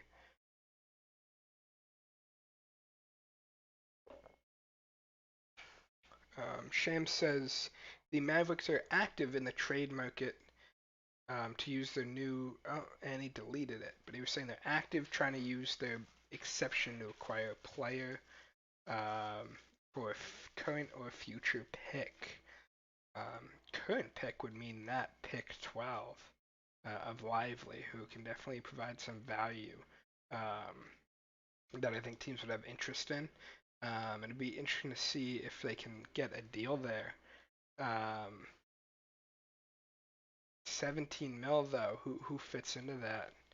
Um, other than, I mean, obviously Grant Williams, as mentioned before, but like around that place, there's not that many fits, I think.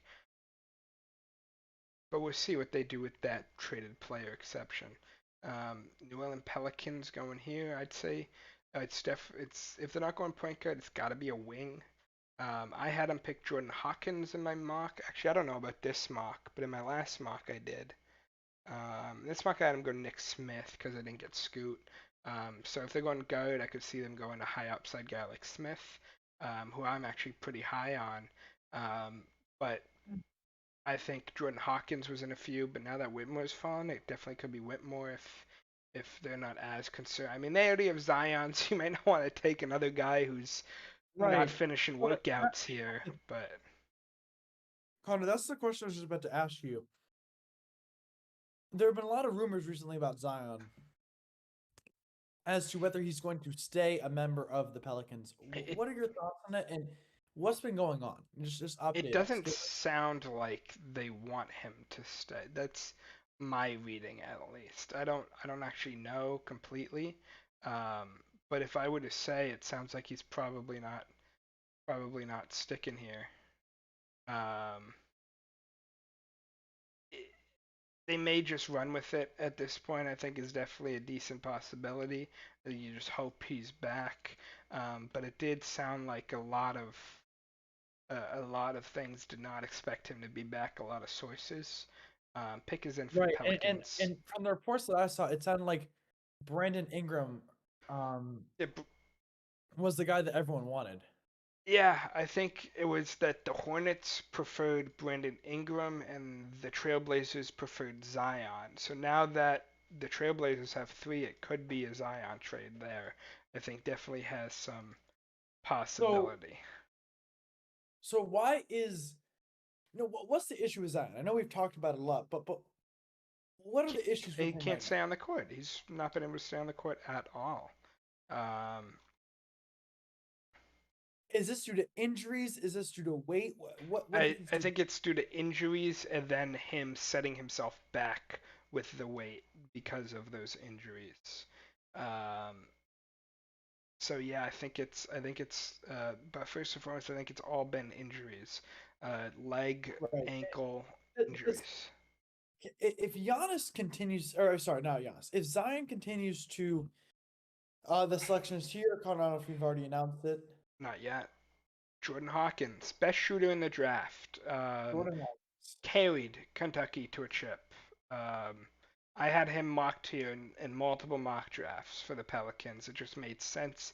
I had him falling further in my most recent one just Yeah, because I of mean, he's team a good needs. fit But though for them, and I feel like no, a if pure shooter Zion's is on the great for court them. or not on the court, he is going to add a lot because that's the one thing that I feel like the Pelicans didn't have. They didn't really have a true shooter on this team, someone who can I mean, really change. Trey Murphy definitely was a pure shooter, more of a bigger guy. But yeah, I think two shooters is you need multiple shooters on a roster for sure. Right. And I think you look at the way the NBA is played now, you look at the way basketball is played now. Sorry, the Amber Alert's just going out. I don't know if you just got that. I got one Um, earlier today. I know I got another one just now. Oh, Um, as I was saying, what was this? The game of the NBA today is very much a drive and kick league, right? That's the way I feel like a lot of games are played now, or it's a pick and roll trying to get the ball to a shooter, or something like that, where the game isn't necessarily played in the paint as much as it's still played in the paint, but the game is definitely revolving more and more so around shooters. And I think for a team like the Pelicans, even if Zion's not on the court, a guy like Jordan Hawkins who can shoot the lights out can be such a difference maker. But as for Zion, does he have the potential to be one of the bigger busts in recent memory as a player? would you say the same thing about Joel Embiid after his third year? Zion's played many more games than Joel after 3 years, who sat out for two. I think I mean, it's way too early to say anything That's like fair. that. Okay, And that's a him fair. even playing is less of a bust than Anthony Bennett was, to be fair. Um, like, and it's always unfortunate. I hate when it's like you're a bust because you had injury concerns type of thing. I think Zion Yeah, is one of but the it's best not even players on that the for me. court But I feel like when he's healthy. he's had injury concerns for sure, but I feel like some of this is definitely on him and him not being able to, be at I think the correct weight because I think it's clear that he's definitely putting more stress on his body by being at a heavier weight because he's just his knees, his joints, his ankles, they have to support a lot more of him than they should. And maybe that's not it's definitely not helping, I guess is the best way to put it, right? It may be, making it a little bit more susceptible to injury for sure. And I don't think that it's definitely not a positive. I think I can definitely say that without, much controversy or much disagreement. But the Pelicans are a really solid team. I think that Brandon Ingram last year, he had a really, really good season, really good end of the season playoff run, right, Con? I mean, he looked very, very good. Yeah, um, I think. I mean, eh, they did kind of once Zion was gone, the playoff aspirations went from they were like top, they were like the 1 seed with Zion, and then they ended as the 11 seed or 10 seed, whatever. Um, but I don't know who's the guy there. I don't know the future there. It'll be interesting to see. I don't think um, Jordan Hawkins is kind of changing that, whatever plan they go for. He's just a very, very good role player to have. Um, but yeah, um, I think Brandon Ingram could definitely be the guy they run with. I think they still could try to run with both. Um, I don't know.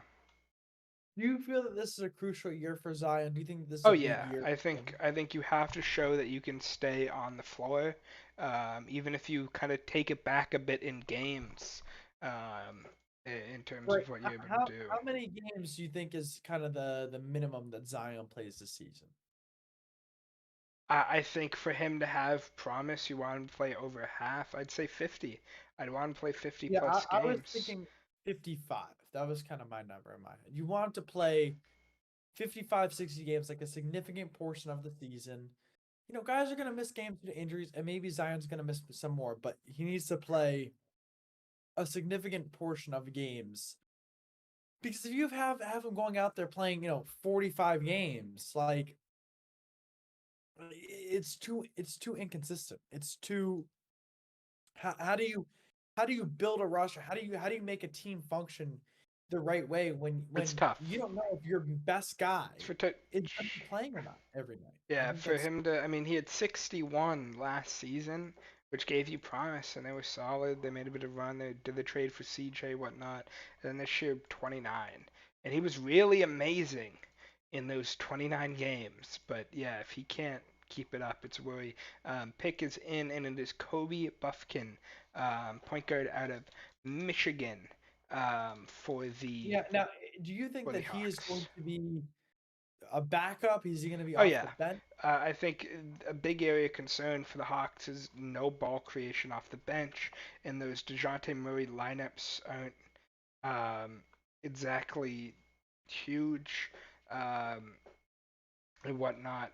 Woj really just leaked a pick. I thought Woj notifications on still would have been just trades, but he said Utah had con- conversations on trading 9 and 16, but appeared to stay pat, taking Keontae George at 16. But Kobe Buffkin He is, says Keontae George has been high on board for number 16. I don't know what that yeah, means.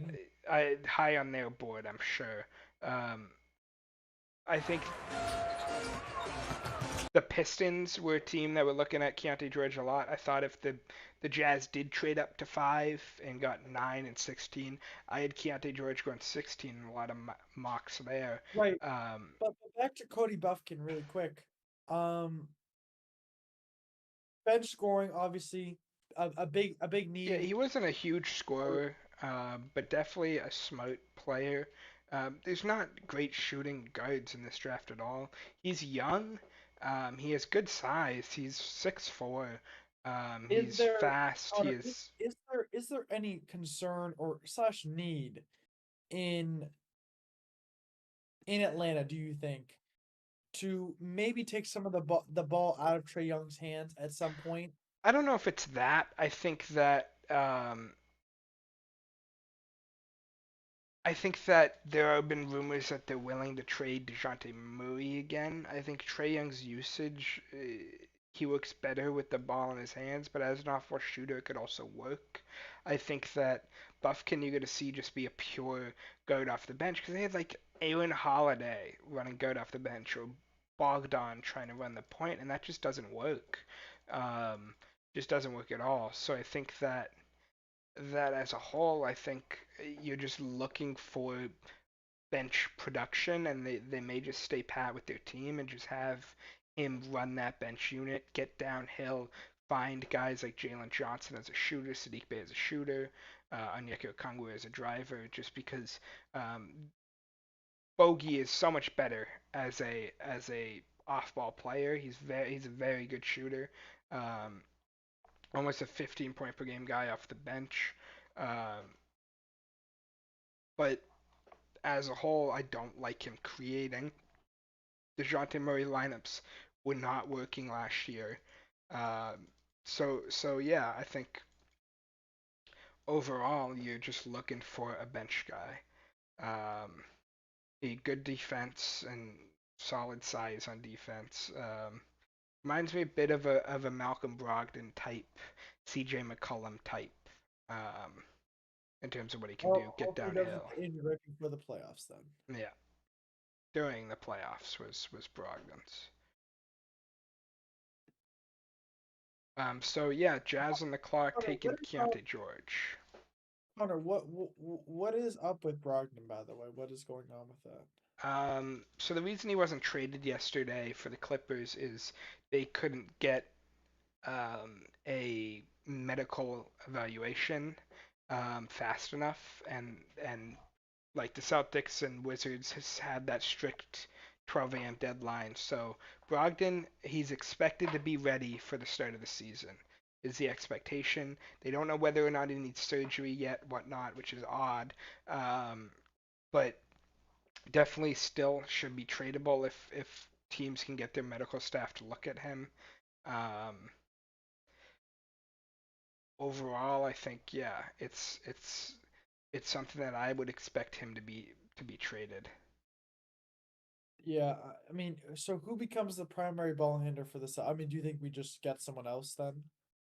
I think it's Derek White right now, um, as the point guard. I don't think there's Malcolm Brogdon's not a point guard. He can't pass the ball. Derek White's your only true playmaker right now, other than Tatum. I think you're probably gonna look for a guy off the bench that can just create um, a little I bit mean, better, it just sounds because like Peyton Pritchard is not going to be traded, correct? Peyton Pritchard can't create either. Uh, Peyton Pritchard is a shooter at this point. He's a spot up 3 point shooter, but he can handle the ball and dribble around defenders, but he can't create for others that well. Yeah. So it's Derek White's point guard run for sure. So Connor, Um, who do you think the Jazz are looking at right the here? Jazz took Keontae George here, Oh, a that's right. We've already been through yeah that. a Okay, wing from Baylor. that was Um, George. he has good size. He's fast. He's a bucket getter. That's what he that's what he does. He gets buckets. Bradley Beal type. He just gets buckets. He's fine on defense. He's not a liability. He has great elevation on his shot. Great at making contact. He was really good at Baylor last year. Um, he was a guy that did drop a little bit. He was kind of expected to be a top guy. I think his high school ranking was like one of the best out there. I think he was definitely like a top five prospect, whatnot.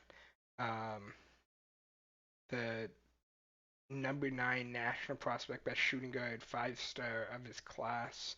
Um, for sure, he was 2 at some points. The second best prospect expected in his class, 2 and 3 area.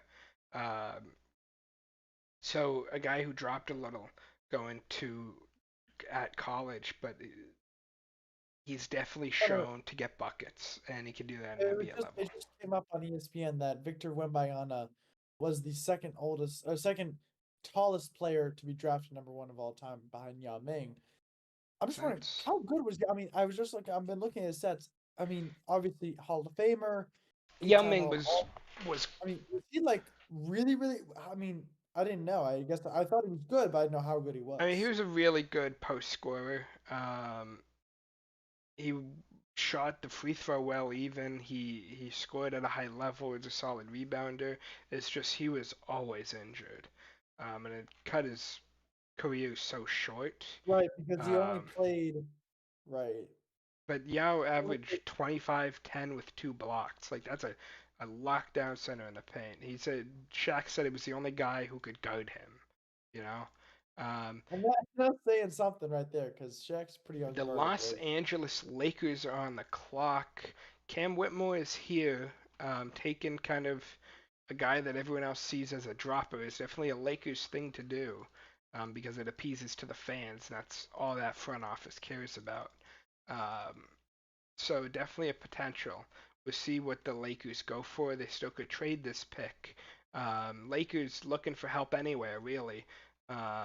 Because you don't know who's going to be your point guard. You don't know anything. You have no roster right now, and all of it comes through free agency.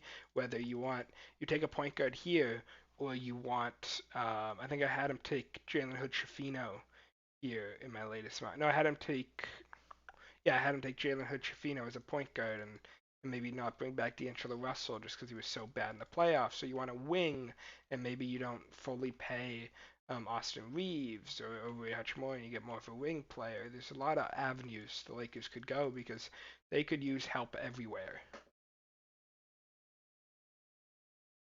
Yeah, I mean, the draft is always a fun time.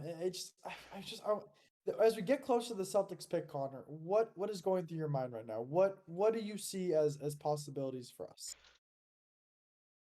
Um, what I'm looking at, what I'm thinking about, talking about my own big board even here is like right now, um, Nick Smith as a potential for a point guard, but I don't think we want more projects. I think we want a guy who can come in and play right now. Um, I think Trace Jackson Davis makes a lot of sense. Bryce Sensabaugh. Looking at all these guys, if they're still on the board. Noah Clowney, um, Brandon Podzmiski, Colby Jones, Nikola Dudicic. There's a lot of guys that are kind of in those wings type area that I think could fall, and be of help for this Celtics team ASAP. Lennon Miller, I have him 11th. I'm a big Lennon Miller guy. Um, I love what he brings. He's fallen a bit, but I mean, he's the Kawhi Leonard mold, that OG Anunoby mold. I'd love him for the Celtics. He still put up 17 points per game on like 50% shooting. You know, I think definitely could be a great defender. Hopefully 3 and D guy. There's a few players that I'm looking at that I'm eyeing that are like, wow, if this guy drops, Cam Whitmore's there. Um, Obviously, if everyone else thinks he can't play the whole I think he could make sense as just a shooter, defender, 3 and D guy for the Celtics. I don't think he'll drop to us. And if he does, there's got to be something pretty serious there. Um, so we'll see what happens.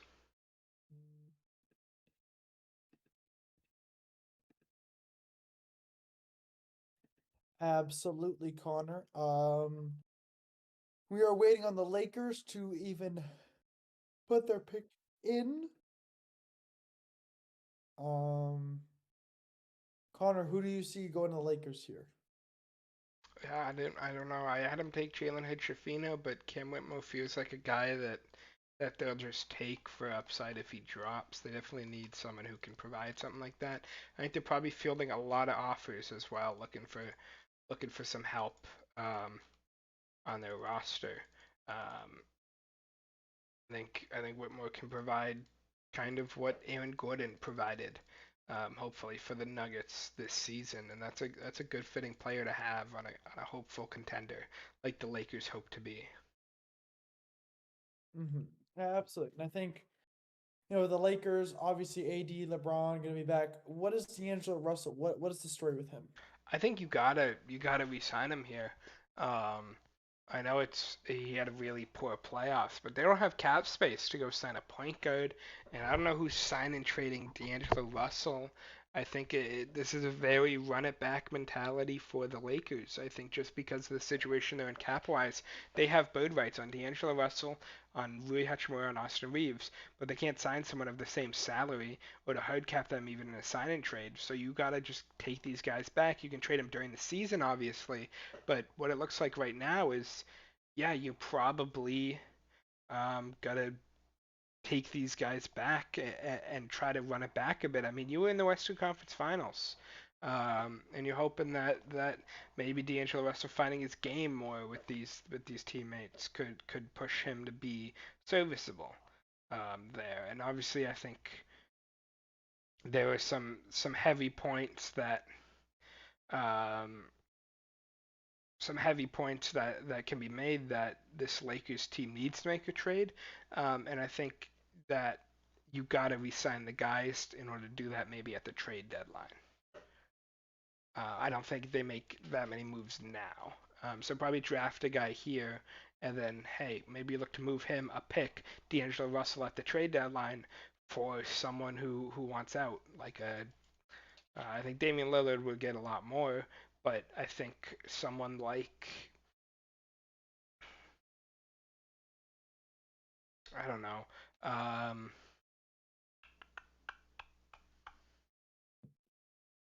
who could have won out at that point in the season. They could look at maybe like a Kyrie. It's not working in Dallas, and obviously Kyrie's being a bit of a pain in the ass. And you go trade those guys and get Kyrie. Hey, I got one right. Shams tweets they're taking Jalen Hood Shafino. I've gotten a few right, but that one. Hey, listen, Connor. Even a broken clock is right twice a day. No, I mean seriously though, what does Jalen Hood Shafino bring to the Lakers though? Why is he a good selection for them? I think you're just looking for someone to replace that um, Dennis Schroeder role, as they probably don't look to bring him back. Um, but yeah, Jalen Hood Shafino um, is a two-way guy, um, solid defender, smart passer. Just like a lot of these point guards follow that similar mold. The shot maybe isn't quite there. He shot 33% from deep, but I mean that's better than a few of these guys. But a two-way pick and roll ball handler, um, gets looks for open teammates. He can definitely provide something great. I mean, look at what he did against Purdue, 35 point performance against Purdue. You definitely want to look at that one as one of those games where he can also score. But as a playmaker as well, he provides something. I think that point guard depth at points has been really rough for the Lakers. Um, I where mean, they tried to solve their point guard situation for so long, right? It was Russell Westbrook, D'Angelo Russell, Dennis Schroeder, kind of in the middle of that. Yeah, and And because I mean, D'Angelo Russell was awful on and on the playoffs. Dennis Schroeder could not do anything on offense. It created this thing where they were having wait, was Austin he the Reeves have to worst run the point offensive guard. player Yes, he was the in the worst playoffs? offensive player in terms of points added. He was solid defensively, but like there was a glaring hole there when the other guys weren't coming up at point guard, and they were trying to have Austin Reeves run the point, which worked a bit, but didn't work amazing. And I think having a safety net in Hood Shafino that LeBron can kind of mold a little bit, teach him. I mean, getting taught kind of passing IQ things from LeBron is probably a gift to any young player, just because of how high an IQ LeBron has, where you can make this guy really serviceable, potentially be a starter next to them next year depending on whatever happens with that Lakers team. But a playable player, not someone who's a project, but a playable player that brings needed steadiness to that point guard position off the bench. A good pick for the Lakers. Yeah, and they need something like that. I actually think like Rui Hachimura actually played very good basketball. I think that was a great move by them. But for the Lakers, it's just about how do you deal with a LeBron and how do you deal with a guy like AD who's so inconsistent? I think there's just a lot of different things going around, you know? Miami Heat on the clock. I think they're definitely looking for an NBA ready guy. Um, I have them taking Oliver Maxence Prosper, just because they've had that connection with Marquette for a couple years now, where they've taken Marquette guys, I think, but a few of these guys that can shoot, that can be immediate impact guys. Jaime Jaquez, the senior out of UCLA, Brandon Pozemski, the wing out of Santa Clara, Bryce Sensabaugh, clown. And This by the way, that makes sense because again, you're just the team that made the finals, yeah. made the finals. Like you don't go backwards if you're doing that. You can't. Even if it's a fluky thing like what they had, which yeah, it was, but even still, But you you got to still have buy into that. And if you can't you, get a star, you got to buy in and getting NBA ready guys instead of like at some points they had Haywood Highsmith running minutes in the finals and such, which is just concerning, I'd say. right. He actually didn't even play that bad though No, he either. was Right? I solid. He mean, was solid for sure. he was actually like I remember when he first came in and Connor, like they're actually playing like legit Hayward Highsmith minutes, and he was actually Yeah, I mean pretty decent. he really didn't provide a thing on offense, but defensively he tried to stop Tatum as best he could. Well, he did a good enough job. I mean, obviously, Celtics did not have enough that night. Oh, you're talking Game Seven. Game The Seven, game you're seven guarding a was guy on a sprained ankle that could barely run. I don't think that's the game biggest. seven was But like earlier in the games, he gave some good minutes, a lot of points that Tatum kind of just dribbled by him as well. Like he cut defenders and stuff. But I mean, overall, and the not idea is to expecting. have him not play as much this year, right? You know Yeah. that's the whole idea. Okay. Heat are still on the clock. We have 13 more picks after until the end of the first round. As I said, depending on time, we may go into the second round a little bit. Yeah, it would have been Um, if the Celtics were actually picking 35, then we're probably saying, hey, we'll go till then. Celtics don't have another second now. 35, yeah, obviously, with the we'll probably Wizards call now. it. But We'll maybe the probably first call few it. picks, if there's any droppers, we can see if they're picked the first couple of the second round, and But see where we other go than from that, there. We can see a I mean, guy officially get announced to the Celtics and maybe put on a Celtics hat if he's in the arena there.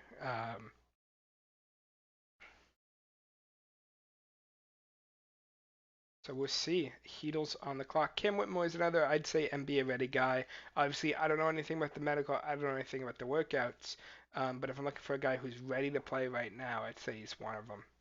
Um, Nick Smith falling if they want a potential Lowry replacement. He's there, but I think they're trying to trade for Dame, probably. So we'll see what happens there. But Heat, 2 minutes left on the clock. We'll see what they can do. the Heat. Yeah, I mean, they got to make a move. I mean, do you think now? I don't know how the NBA works as much with the draft. Are they receiving calls right now? Is that why this pick is maybe taking longer I'm than the sure, other? yeah, I'm sure they're fielding calls to a few teams to try to get a a player who can play right now. Um, but obviously, different from the NFL is you don't really see rookies traded after the draft for the NFL at all, really, until this season. In the NBA, the next week, until they officially sign, they can be traded. Their rights can be traded. Um, Yeah, so Connor, I don't even remember the last NFL rookie who was traded before playing a snap. I mean, was Eli Manning? Well, he kind of forced his way to be traded, and that was a draft day trade, I think, technically. But I'm thinking like was Isaiah Wilson was cut, right? I was thinking one of these guys that just were awful in training camp, and another team decided to take a chance on him. I don't think it's that common that after the draft No, it really ends, a isn't guy gets because I traded like feel like that. in the NFL, it's Um, when you Miami's draft a player, you are with the intention of having that player on your team at least for the next like season, 2 seasons. Miami selects Jaime Jaquez out of UCLA, a senior. He's been a winning player there. Um, Mexican American player. Definitely has shown his culture a lot throughout his time at UCLA and wanted to be like one of the first few Mexican professionals. Um, so congrats to him. He's shown some really good stuff at UCLA. Um, the percentages really not ideal, but you're hoping he can up those a bit, not having to be the primary guy. Um, Mhm. I think he is the definition of NBA ready, and you see that out of a guy who's won in college. Um, eh, I mean, made it to the Sweet 16 this season, lost to what Gonzaga, but won a national championship. Is the guy is a senior, had the experience, um, good size, potentially 3 and D, um, and he's said in interviews that he knows he's not going to be the guy. He's ready to change his um, I would say change his kind of uh, ability, but change his role once he gets to the NBA. He's shown a willingness to do that and not think he's the guy, which is something that teams that want an NBA ready guy love to see. So it makes a lot of sense for the Heat to get kind of a shooter. Well, hopefully a shooter. Hopefully he can develop that, but an NBA ready guy to give them good minutes off the bench as a creator, as a defender, as a scorer. Right.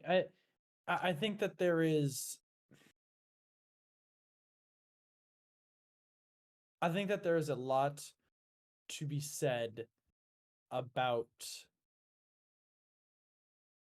this next pick personally. I think that there's a lot going on with Golden State. Obviously, Jordan Poole. I mean, Connor, walk us through what's been going on with Jordan Poole, please. Yeah, Jordan Poole was traded for Chris Paul. Right. So obviously, uh, discourse there. Draymond punched him at the start of the year. He really is a poor decision maker on the court. Wasn't contributing to winning all that much despite his scoring. It felt like, I mean, Steph Curry got ejected because he was angered at Poole's like foolishness on the court. It just felt like it wasn't a fit there, and he needs time to develop, not on a team that wants to win, to really develop on another team, on a more of a rebuilding team like the Wizards. And hey, if he ends up not working out, not being great, whatnot, you're off that contract in a couple years. You're rebuilding anyways. Who cares all that much? If you're the Wizards, I mean, it was either that or cut Chris Paul, but they at least got a first and a couple seconds out of a prospect, out of a player, I guess.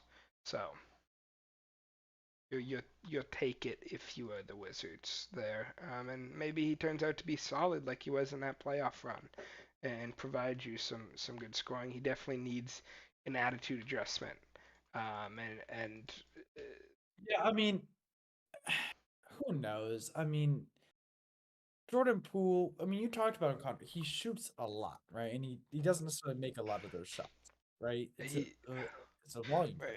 definition of ego for a guy who probably shouldn't have an ego. I mean, he can have a bit of an ego. He hits some deep shots and whatnot, but like, he's not a star. Um, but he has the ego that he's better. He thinks he's better when he's sharing the court with Steph Curry. It's like, wow, buddy. Um, Right. I mean, you're not that guy, bro. Like, yeah, for sure. Jordan, and do you think a lot of this is a result of them winning the championship last season? I don't think it is. I mean, they extended him after they won, right? So they're expecting him to be the future. It's just that everything with Draymond happened, and they know that Draymond is that probably second most important player to their success. Um, that those two can't coexist. Steph refused to share the court with him for a while. It's just his ego got too big after winning that Right, championship. and how does Chris Paul fit into this new war? Like, how does he fit I into the think it'll be Warriors? interesting to see. I mean, like Steph had to be a lot more on ball this season, but Steph at Right. his best was an off the ball player, and Chris Paul's ability to create for a guy like that off the ball, and you can't leave Chris Paul because he will find an open spot and hit an almost automatic mid range. He's that good from Right, the a mid floater. range. Um, like he's one of the best mid range shooters of the past however long. Um, but as a whole, it's like Chris Paul can provide them what kind of Draymond does in terms of creation and playmaking and quarterbacking, the screens, how they're set, the maybe he runs pick and roll with a guy like Steph Curry, and how do you even defend that? Um, and you're hoping that, hey, um, this guy, he may even come off the bench and just be like a bench playmaker for them or something. Um, but overall, yeah, I think he can have a solid impact on this team. I think he can provide something pretty good for them. Um, Yeah, I mean, do you feel like this is I I personally feel like this is a really positive move actually for Golden State. I feel like they got better as a team yeah, after the trade. How does Jordan Poole fit on the Wizards? How does he fit there? um, it's just a young player that hopefully can turn out well. Um, who knows if it will, if it will not. But if it doesn't work out, it's fine. But they're hoping he can get back to that form and hopefully get a reality check now that he's been traded. Obviously, he's probably going to put up a lot of shots, put up numbers in Washington, but really, can he provide to be someone that will be a franchise player for them? Right, and Um, be someone that I guess they can rely upon the in the coming years. the Golden State Warriors have, as I projected on my board, taken Brandon Podziemski with that 19th pick um, out of Santa Clara. Um, he is a wing. And another guy that I'd say is quite NBA ready. One of the better outside shooters in this class for sure. He has good size. He is high IQ. Um, he's like 6'6", 6'6" for more like a shooting guard. Um, he just a high IQ shooter.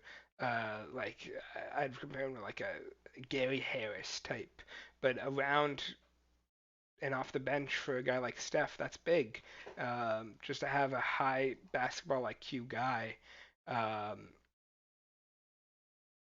high basketball IQ guy um, next to those playmakers and those shooters.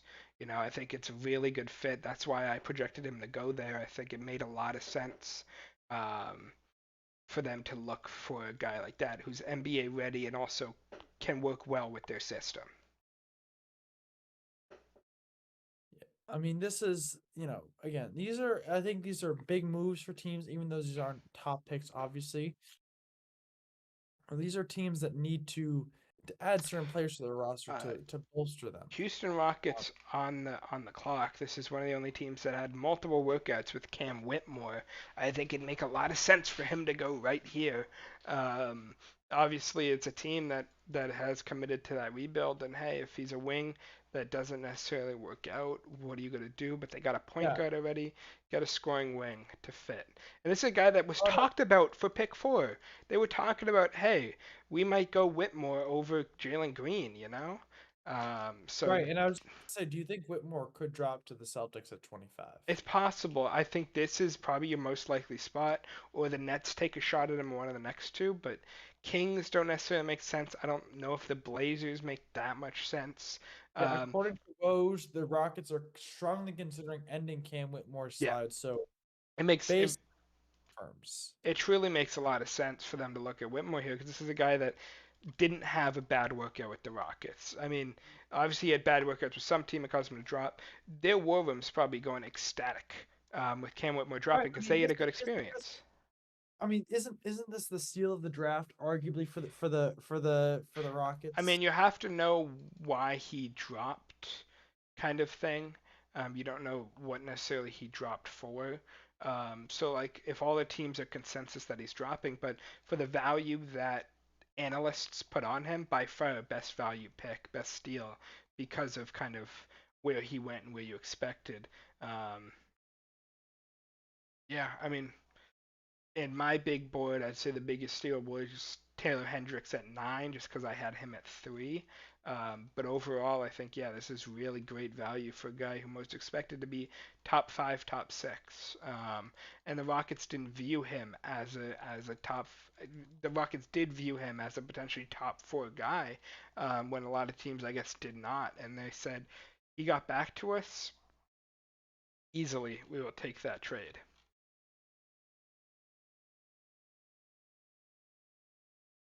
I think some of these prospects for the Rockets have to work out, and you're hoping they can as a core. It's a lot of young, and not many veterans at all. In their like top 8 is all going to be young guys at this point. So you're expecting them to bring in some veterans. I know Brook Lopez got talked about there. Just just some veterans kind of coming and providing. Um, Good energy, good leadership for a lot of these guys. I don't expect that to be James Harden anymore, but there's multiple guys in free agency they could look at to provide them Yep, some it's much official. needed Cam leadership. Whitmore is officially going at number 20 There you go. to the Houston Rockets.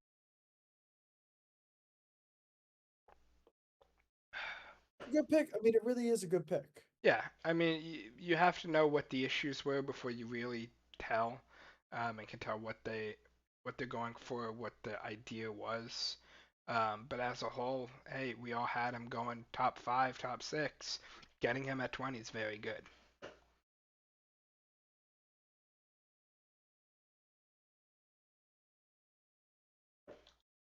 Now on the clock, the Brooklyn Nets have back-to-back picks to work with. They have their pick and the Phoenix pick from the Kevin Durant trade. Um, so we'll see what they go for here. Um, we'll see what they go for here.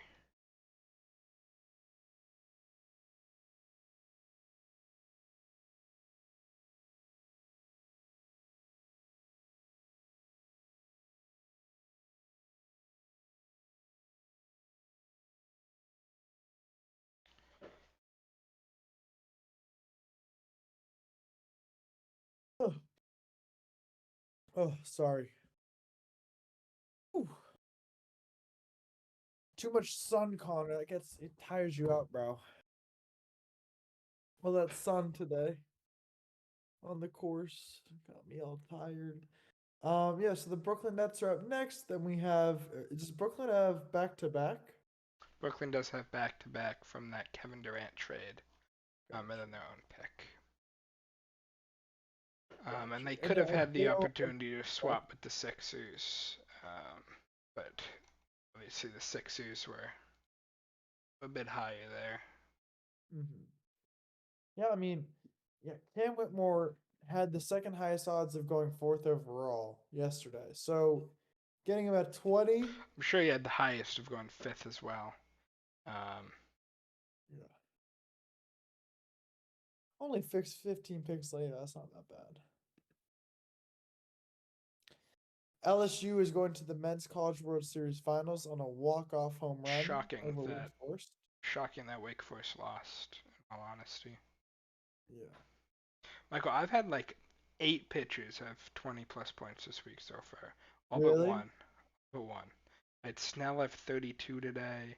I had 23 out of Abbott, 20 out of Perez, 27 out of Otani, um, 27 out of Montgomery, You're having a good week. 22 out of Paxton. Yeah, you need it too, bro. You're But I'm still not convinced I'm doing this because Kyle's only 3 pitchers in, and I'm now 8. I'm 7, so I'm up by 70 some 73, I guess. So Now, We'll who's see what going off for happens. him?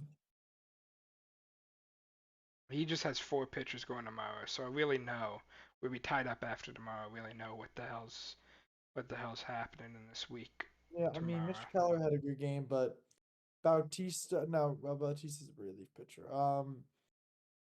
No, he's had Casilla solid had starts 4, all Kirby along. had 16. Yeah, his hitters are doing better, but Henry Davis had But his first Lindor's had career a nice. He's had, first career he's had a, home run today. yeah. Um, I mean, all your pitchers have put up 20 points basically this week, so 25 or more. So your hitters just are not having a good week, bro. I've had Too many. multiple delays and not that many games have happened, but what are you Yeah. gonna do? No, you need to get those numbers up because I've had 5 pitchers go, and I'm at 180. So it's been a good week for me. My pitchers haven't even done well. Barrios had -1. Gaussman at 18. Disclafani at 10. Evaldi at 9.5. Valdez did have a nice 31, but Ketel Marte, I mean, what a pick that was, Connor. I picked him 136, Connor, and he's the third best Solid. second baseman DH. Like every pick of mine besides Trey Turner was a good pick. Every single pick besides Trey Turner. Acuna dropped to me in the third. That's unreal. Who has RS? Vaz? I don't know. I think it's Andrew, but don't quote me. How many points does he have? Is he number 1? He's gotta be right. For second baseman, yeah. For total points, I think it's Acuna. For total, it's Otani, No, obviously. RS is second in points for second baseman. Let's see. Second baseman all by total points. Marcus Simeon. Where's Arez is 4th in total points for second baseman. Behind Simeon. Yep. Just for you all who are wondering, Arez is second in points among second base, or Arez is 4th among points for second baseman. He's behind Simeon at 236, Mookie Betts at 223, Ozzy Albies at 210, and Luis Arez is at 208. For context, Ketel Marte, who is also on my team, is at 203, and Nico Horner, who is at number 7, is at 184. Bryson Stott, who also is on my team, I believe is sitting at 10. So I have 4 of the top, 10, 11 second baseman, shortstop players in the league, which is that's pretty good. For first baseman, Paul Goldschmidt is 4th in the league behind Freddie Freeman, Luis Arez, and Christian Walker. Now, that's obviously because Arez plays multiple positions, so that makes sense. Yeah, Paul Goldschmidt is 4th. Nathaniel Lowe, who's also on my team, is 5, 6, 7, 8, 9, 9th in the league. So yeah, good things going there. My catcher's not having the greatest season ever. Kind of sitting bottom 10 of the league, and obviously in a 10-team league, you don't want to have your players at the bottom. My third baseman, Candelario, he's way down there. He is 13th, probably 12th or 13th best third baseman. Which is obviously again not ideal. It's not what you wanna have. For starting pitchers, I have the second and third and fifth best starting pitchers by total points this season. In Valdez, Gaussman, and Evaldi in that order. Then Jose Barrios and Chris Bassett. Then Kyle Gibson, and a bunch of others. Let's see who has been drafted.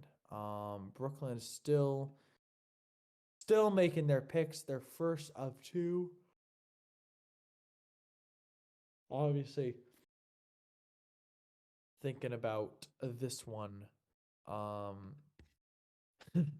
thinking about this one quite a bit. Obviously, I have two picks back to back, but you want to make the right selection first.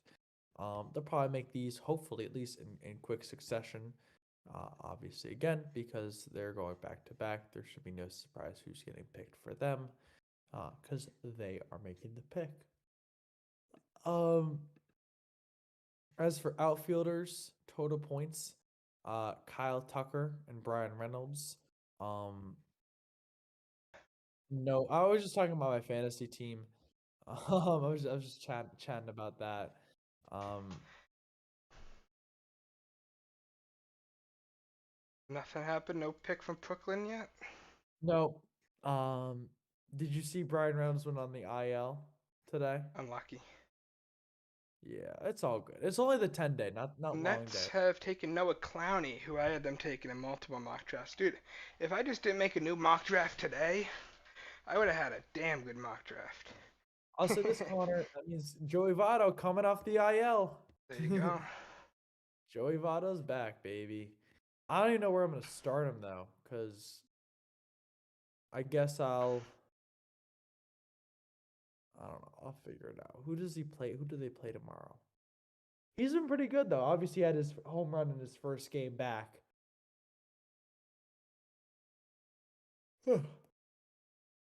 And Cincinnati's obviously on a big win streak right now. So, um, I mean, hopefully it turns into something. I don't know. I would love to trade Nathaniel Lowe and get Adley Rushman. I mean, I would do that. I would put together a little trade package. But I gotta see if Joey Votto's gonna stay healthy first. Yeah, You know? for sure. Connor, you know I've wanted Adley the entire season, bro. You know I've wanted Adley. Literally, the second he was drafted by Thomas, I've wanted him. Like, Should have and drafted him sooner.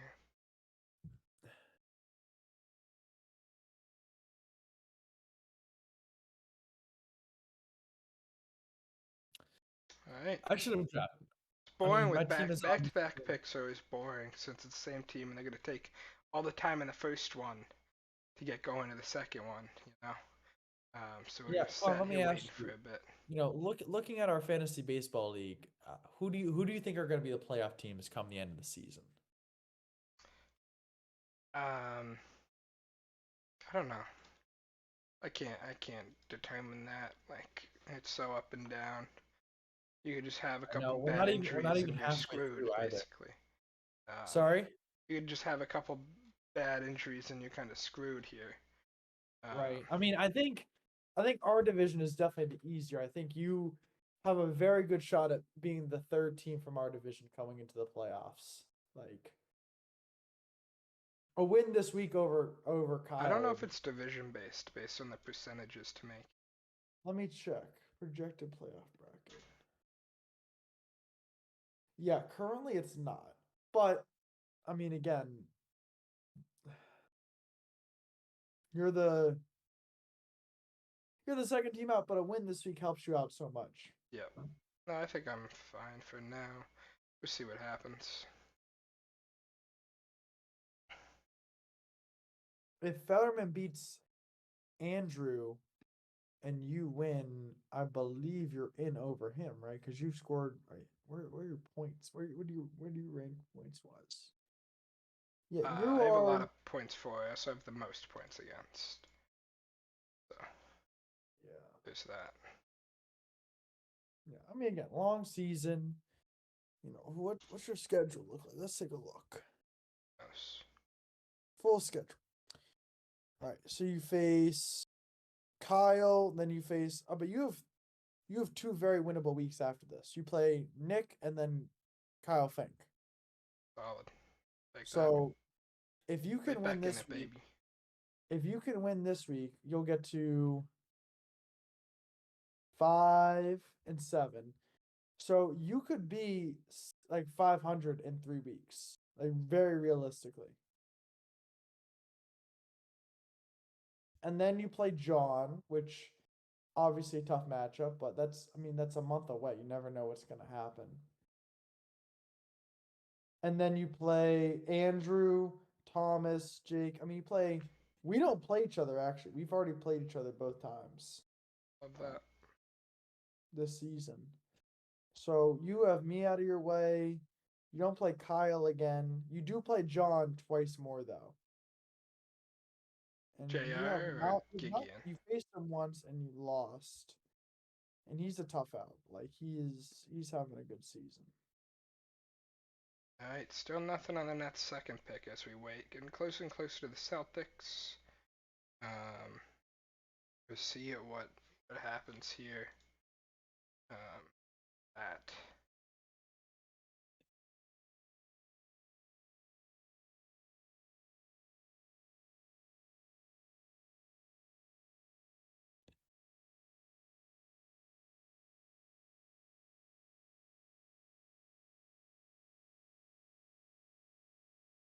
Oh no.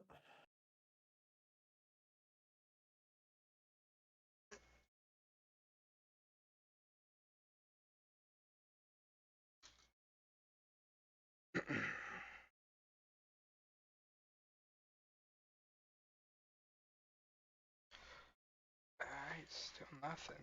We're slowing down, and I mean, it's just back-to-back picks. That's kind of how it works, I guess, because they take all the time for this. But yeah, slowing What'd you do? down for the Nets. They took Noah Clowney, power forward out of Alabama, another close to NBA ready guy. I'm a big Noah Clowney guy. He was one guy I was very much eyeing. Um, for the Celtics if he dropped to 25. Mhm.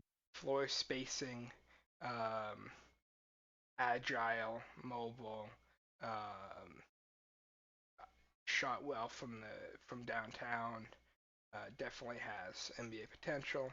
Bobby Portis probably is a good comp for him. Free throws are a bit worrisome, but I still think it's a good play there. Um, right now, Celtics, I'm looking maybe Olivier Maxence Prosper. Um, just he's a dog, really. He's a great defender as a possibility. Um, Mhm. so we'll see. But it seems like with trading Smart and all the moves that have been made, Porzingis, it seems like we're trying to go more offensive heavy. So maybe they get more of a shooter um, out there, more of a pure shooter, pure scorer rather than defender. Who knows? Hey Connor, do you remember when the Athletics said that 6 game win streak, 7 game win streak? Um, what do you Like mean? like a week ago, 2 weeks ago? Uh, yeah, I think so.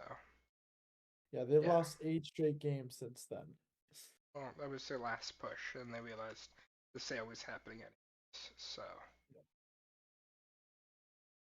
Connor, their what do you run got? differential is minus 210. Tough. And it's Unlucky. June. That's crazy. Unlucky. Second pick is now in. Uh, Basically at the buzzer. I don't know why the Nets had to slow us down so damn much. No one really cares about the Nets, so you didn't have to be all annoying like really. They were a little too extra. Who is it at 22? Nothing yet. Just the pick is in. Oh my goodness.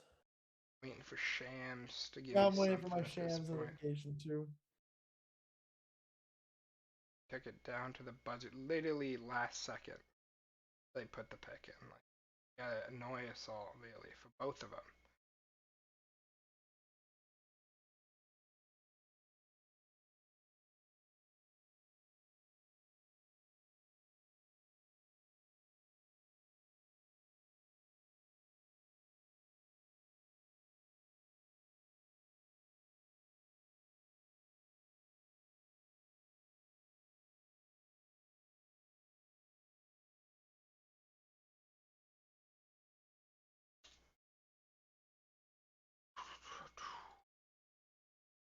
All right, Dariq Whitehead at number 22. Definitely a faller after originally committing to Duke. An expected second round pick, Dariq Whitehead, and expected to drop a decent amount too in this draft. Um, but injury history. He had a foot injury and he barely played at Duke. He only had 2 dunks throughout the season. It's just one of those things where, I mean, he barely played, and that's tough. And he had another surgery in the draft process to heal that foot because it didn't heal completely, and kind of expected to fall further. But the Nets, they kind of have time. I think Mikal Bridges is a couple years away, I guess. Like, you can wait on a guy like that. I don't know if he's supposed to be ready for the start of the season, but a great defender, can be a good scorer. Definitely uh, a guy I expected to go back to college. I mean, only playing 7 games. I fully expect him to go back, but he bet on himself. And looking at his high school film, he's a good player. Um, just you don't know what to think with those injuries. And that's a scary thing for a team that kind of needs to hit with the current state that they're at, I'd say. Mm-hmm.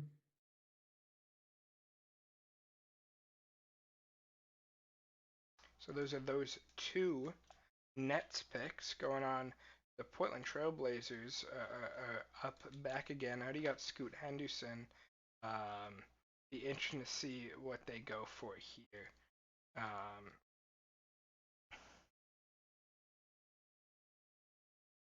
I'm thinking you already got your guard. I definitely think a backup big could be in play. With concerns about Nurkic, they could be the first team taking another center, going like James Naji. Um, I think there's potential um, for I don't know a Leonard Miller here. I think, or Chris Murray, more of a four, depending on if they want Jeremy Grant back. But I would guess probably a bigger player, 4-5, small ball five potentially, to fill in. I think, let me see who I had him go at 23 here. I'm gonna go Jaime Jaquez, who is now off the board. But there's a few options out there. Olivier Maxence Prosper, obviously one of them. Rayan Rupert has fallen from what people expected, another French player. Um, I think Leonard Miller could make a lot of sense to the Blazers here. Um, so I would look out for him potentially being that next guy.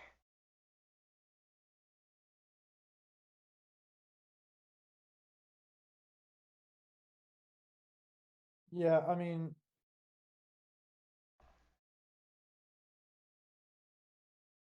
is how big of a pick is this one for Portland, Connor? I mean, is this like It another depends big what direction you're going, really.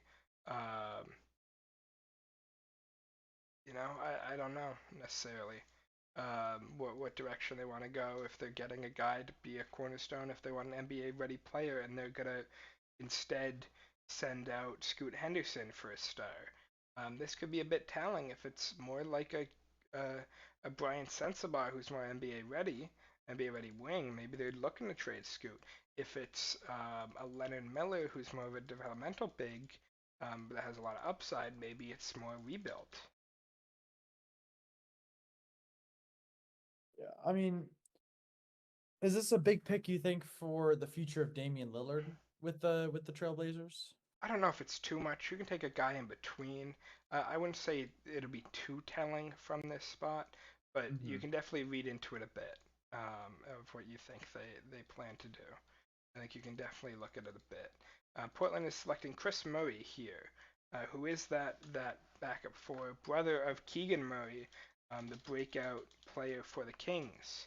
Um, I was a little bit boring in my mock where I did have them pair the brothers up with the Kings, but really Chris Murray is a power forward, probably not a small ball five, but decent shooter, good scorer.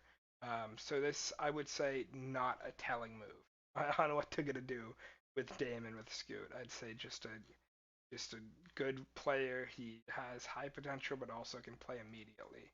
It's a solid piece, and I wouldn't say that it's telling. I think you could throw Chris Murray in a trade as well um, to get them a star, or it's throw Dame and have both of these guys. Who knows? Yeah, I mean, I think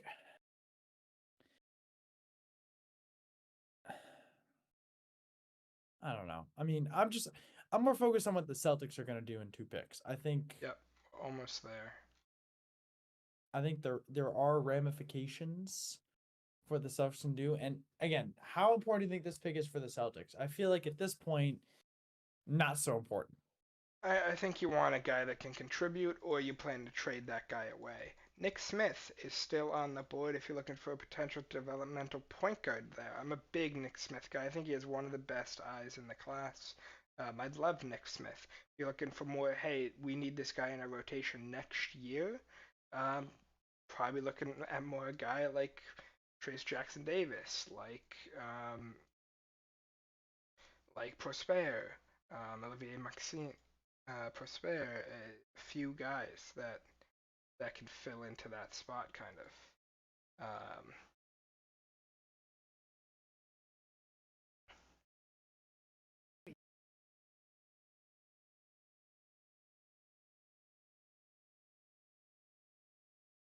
Yeah, Kings on the clock. I don't know what the Kings are really looking for here.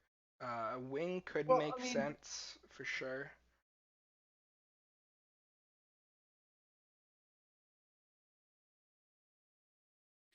I mean, they're such a young team.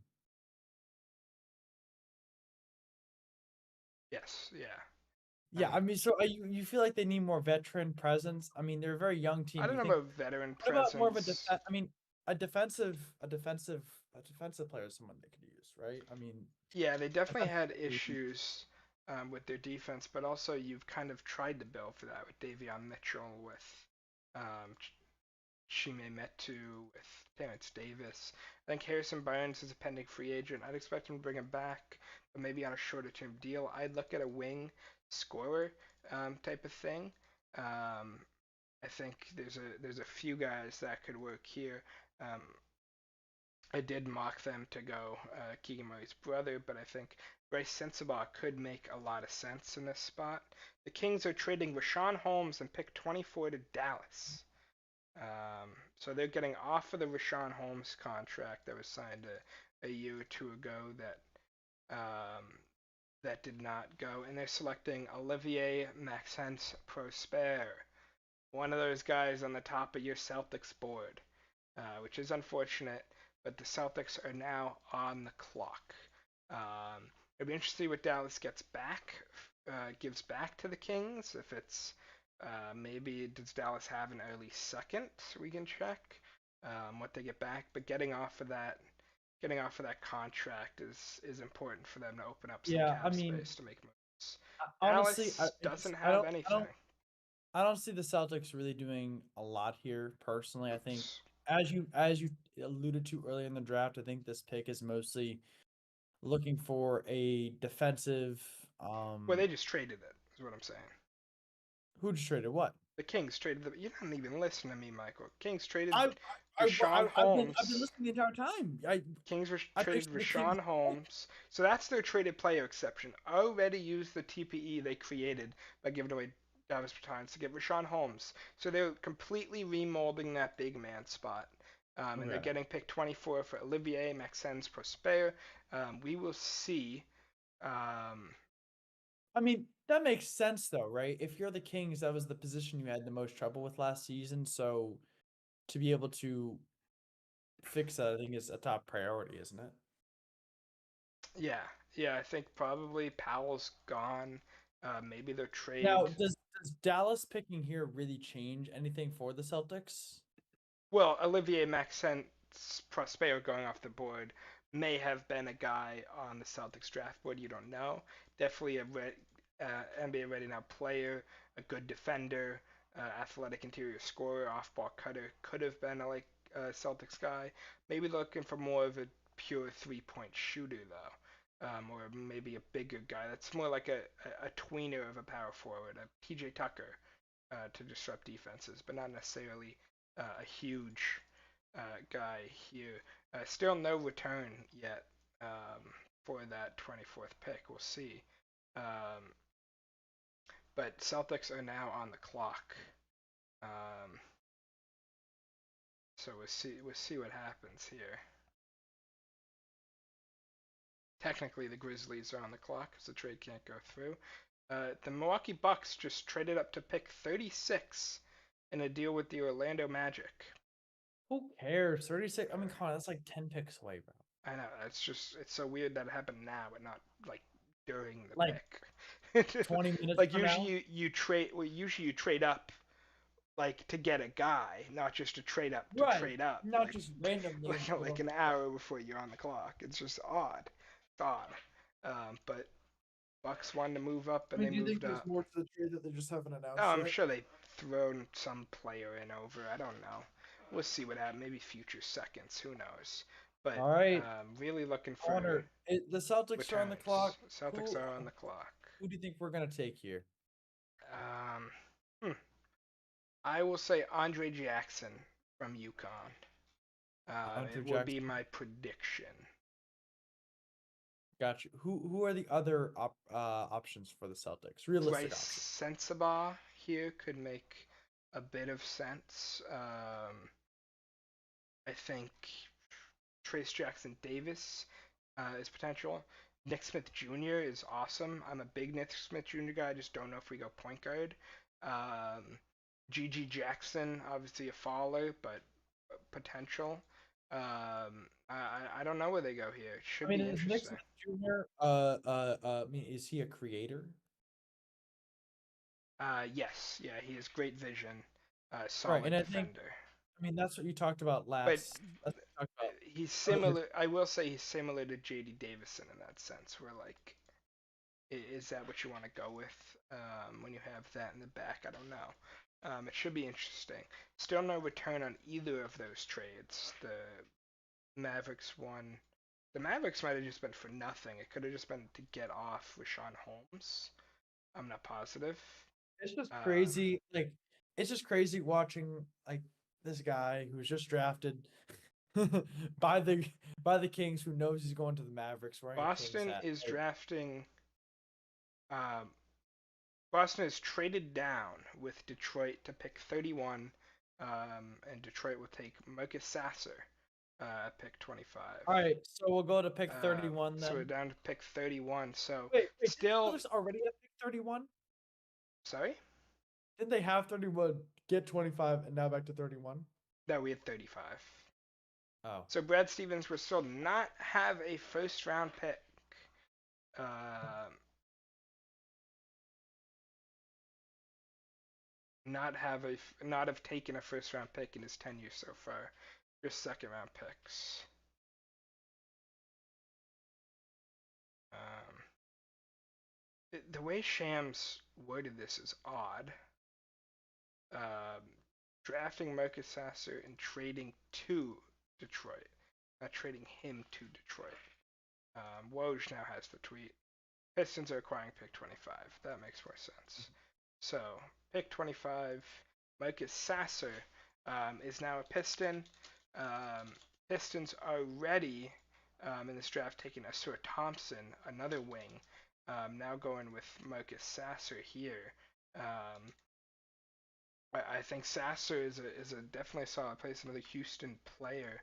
Um, Sasser was a guy that was potentially rumored um, to be a Celtic, but he's undersized, but he's a solid shooter and a decent playmaker at the guard. And the Pistons, Killian Hayes obviously might not work out. Doesn't seem to be very good. Maybe getting another pure guard behind Ivy and Cade makes a bit of sense. I think he's more going to be a shooter, definitely an off-ball shooter, um, which makes a bit more sense for the um, Pistons. But yeah, 6'1" is a bit undersized for a shooting guard position. So it'll be interesting to see how he kind of develops there. But yeah, shooters going off the board now for sure. Andre Jackson still there as a shooter.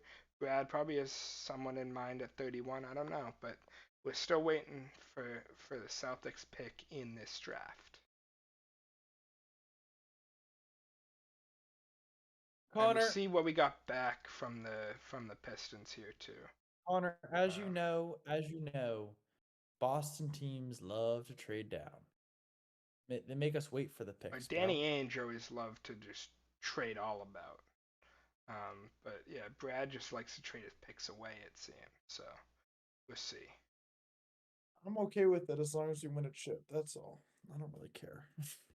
Yeah, I just want to see what else we get back. Um,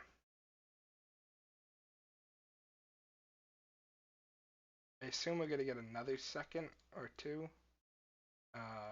But Woj just said pick 31, which doesn't make much sense. Um,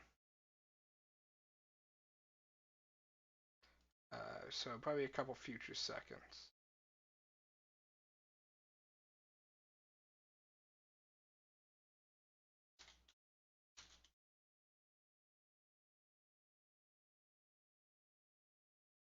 So, yep. Pistons go Marcus Sasser. And then the Pacers are back on the clock. So we'll see what happens here. Still waiting for the full trade details. Maybe. Let's see what else. Um, actually, no.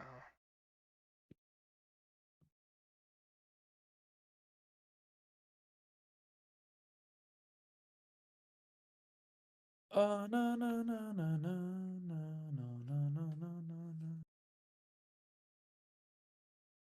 no. So an interesting note: getting out of the first round into the second takes them still in taxpayer mid-level exception range because that's a non-guaranteed contract and you don't have to sign it with your mid-level exception, which the Celtics might have done on the rookie contract. So right now it's looking like they could have just moved back to make it a second round pick instead of a first round pick. But if the player, I don't know, if the player works out, then you got a short term. The number 31 and future second round picks to, it says the Pistons, but I think he meant the Celtics. So multiple seconds coming their way, which they were definitely low on. Using a couple in Muscala trade, using a couple um, out and about. So future seconds get the ability to use the taxpayer MLE. That likely means your end of Grant Williams if they're planning to use the taxpayer MLE. So we will see. We will see what they do at 31.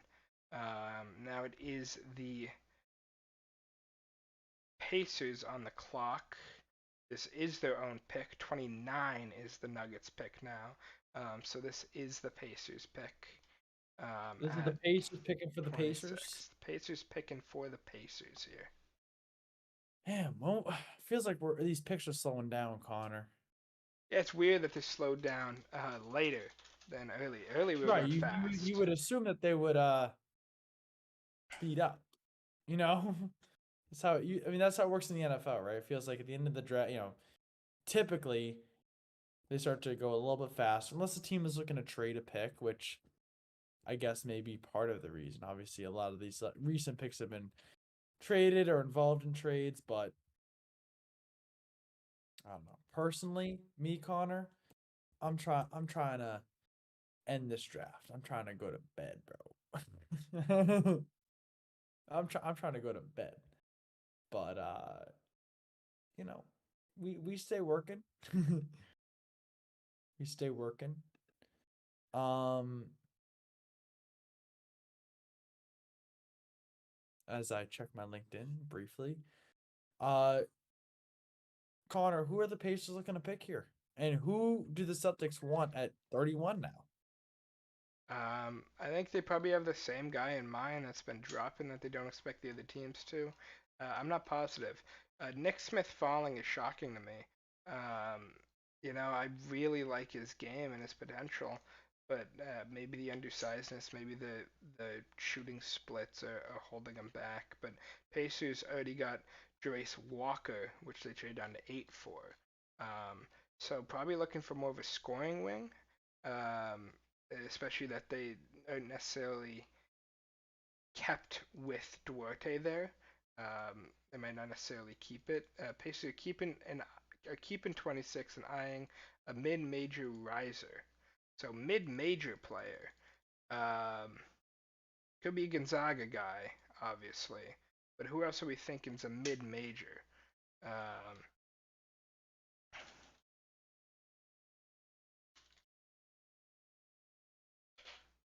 is Pepperdine a mid-major? Could be Maxwell Lewis. Um, That's all I got in mind. Who's a Gonzaga guy? They're not going like the Gonzaga Bay. They're not going Drew Timmy or something, right?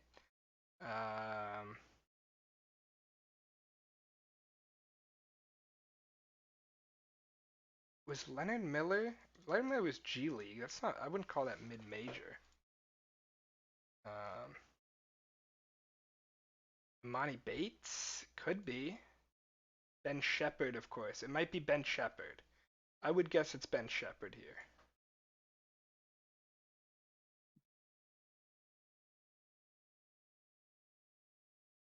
But we'll see what happens because he's from Belmont. Belmont is definitely a mid-major. Um, my prediction. So we'll see what happened. Ben Shepherd for Shams. Um, so yeah, mid-major player, Ben Shepherd. I had him going 30 to the Clippers in a lot of mocks. Definitely a guy that provides draft-ready ability. I'd say. Um, he was an amazing shooter. He hit 48.7% on pull-ups from three, which is incredible. Um, he hit 49.2% of catch and shoot threes when open. He hit 45.8 of his threes in pick and roll action. He shot 57% at the rim, just looking through his numbers. Like, he obviously mid majors player, you're expecting a big jump to the league, but pure shooting wise, he looks like a very good shooter. So jumping up in the board is definitely potential. Um, Yep, and Indiana Pacers. I mean, obviously announcing I mean, Shepard as pick. they have Buddy Hield there, who's the most pure shooter you got outside of the Warriors, really, I'd say. Um, and Chris Duarte is kind of a shooter. So maybe he's going to be there learning from Buddy Hield. Maybe they're trading Buddy Hield and making him into that mold. Who knows? Hornets now on the clock. Hornets already got Brandon Miller. I wonder if they're more looking for a two guard to replace um, Terry Rozier, depending on what's happening with him, or just another kind of wing player. I think a possibility for the Hornets here is Rain Rupert, the shooting guard out of France. Got a high upside for a lot of drafts. I wouldn't be shocked to see him go here. Other options, I'd say Leonard Miller, Brian Sensabaugh, but if I were to take a guess, I would say have him take Rain Repair. I think they've already taken a. They already have a French guy on the team. Few euros, I guess. So we'll see what happens there. I'm shocked Rain Repair is falling this far. It felt like he'd be kind of a lottery guy. Connor, the question is Nick Smith Jr. a Celtic? I'd love him at 31. That'd be really good. Um, we'll kind of see what happens there. Um,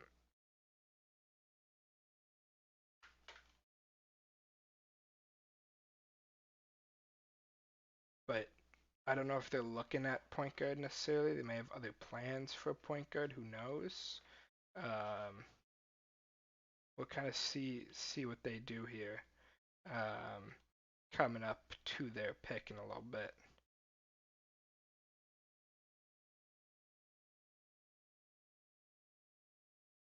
I think the Spurs could trade back up to get Rupert as well because he's definitely a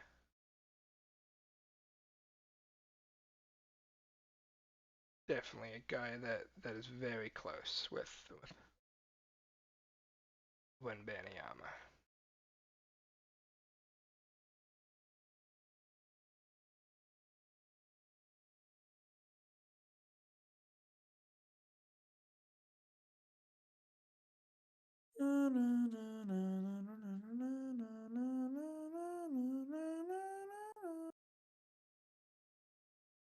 Charlotte is taking Nick Smith Jr. at 27, getting a Oh, guard beside Connor. LaMelo Ball. I don't think we were taking him anyways. I don't think we were going point guard. I think they want a wing slash big. Already, Utah Jazz was a Taking Bryce Sensabaugh. he was a pre-draft target of theirs, Yeah. according to Woj. So if they're still going by the draft board, maybe another guy's on it. But he fell here. He could definitely be the play.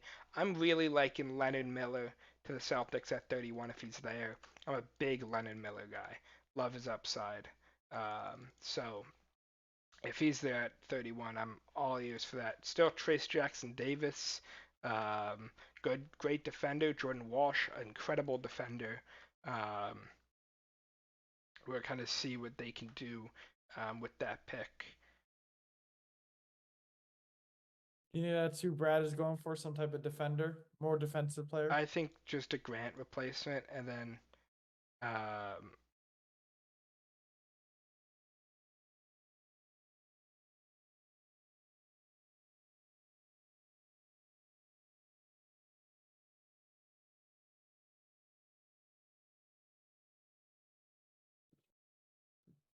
just a type of kind of wing, a bigger player that can play the four, especially with Porzingis there, who'll probably play some five, some four. Al obviously some five, some four. Rob basically a five. I just don't think they want Tatum to be a four very much, which he's obviously not at his best at. He's definitely much better as a small forward. So they're looking for a guy like that.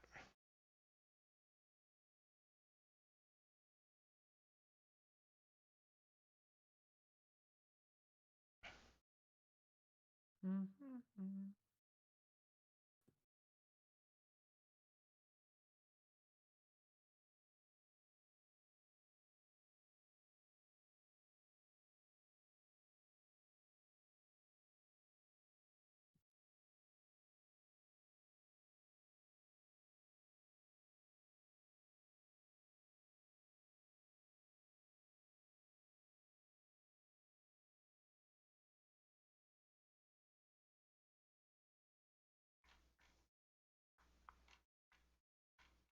Yeah, so the Celtics will receive 2 future second round picks. Have they said which picks those are? They have not. That is according to Lucky the Leprechaun on Instagram. Very reputable source. I believe that's John Geegan. I'm not 100% sure. I'm like 80. Well, I already knew that it was 2 future seconds. I think Keith Smith already said that, but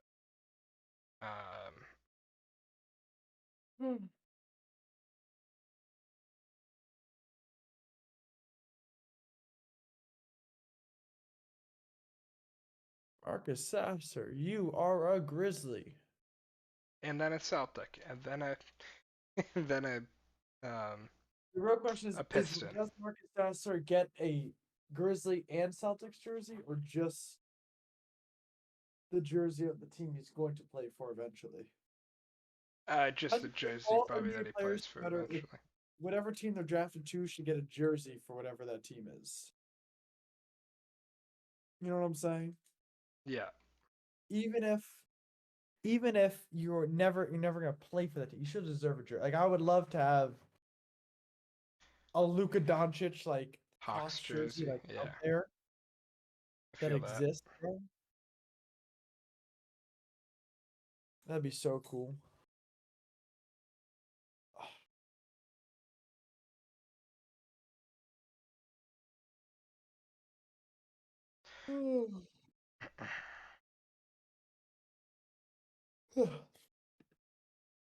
All right, Utah's pick is in. Ryan Sensabaugh. I assume it is. So now it is the Denver Nuggets on the clock. Denver Nuggets through the Pacers here at pick 29, which was originally Boston's pick.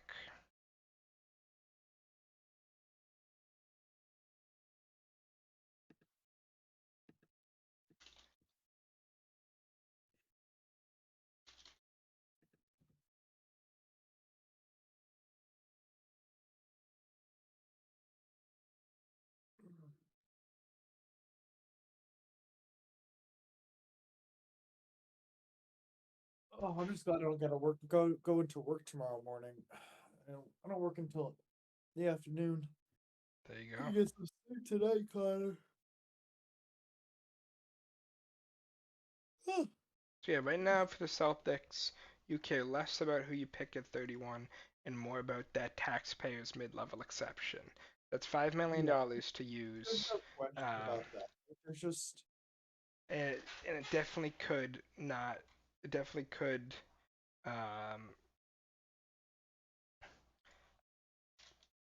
could mean the end to Grant Williams' time if they find a good player.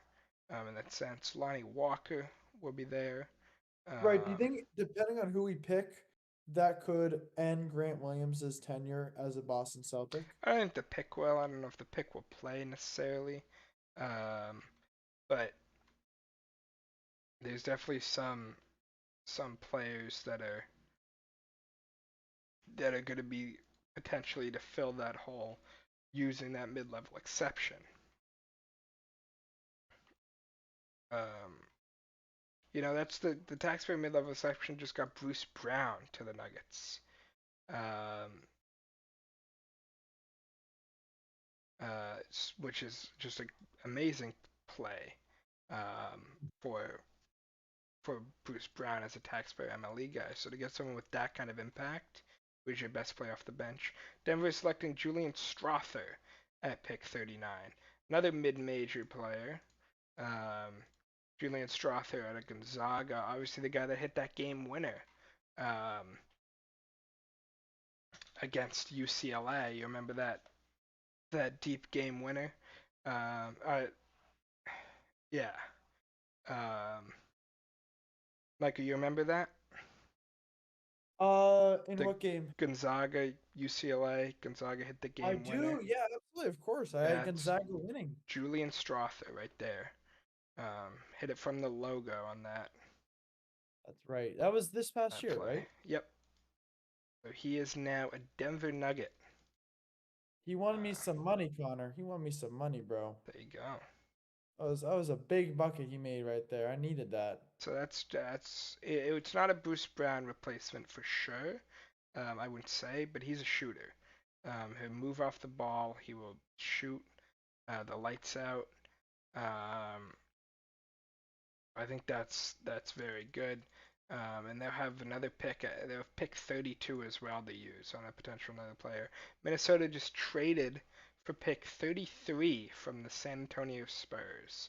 So Wow. Minnesota is now on the clock at 33.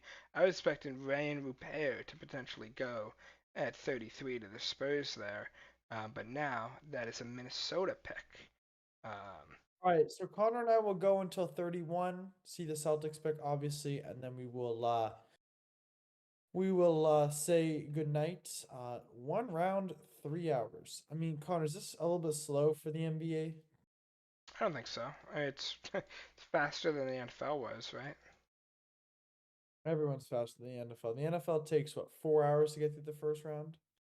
The start was going pretty fast, and then recently it definitely slowed down a bit. I feel like everyone wants the NFL draft to go for a short. I wish they would decrease the pick time from 10 to like 8 minutes. Yeah, that'd be good. That'd Because definitely then we be think good. about it. 32 teams, 2 minutes fewer. That's over. That's an hour shorter. Like guaranteed an hour shorter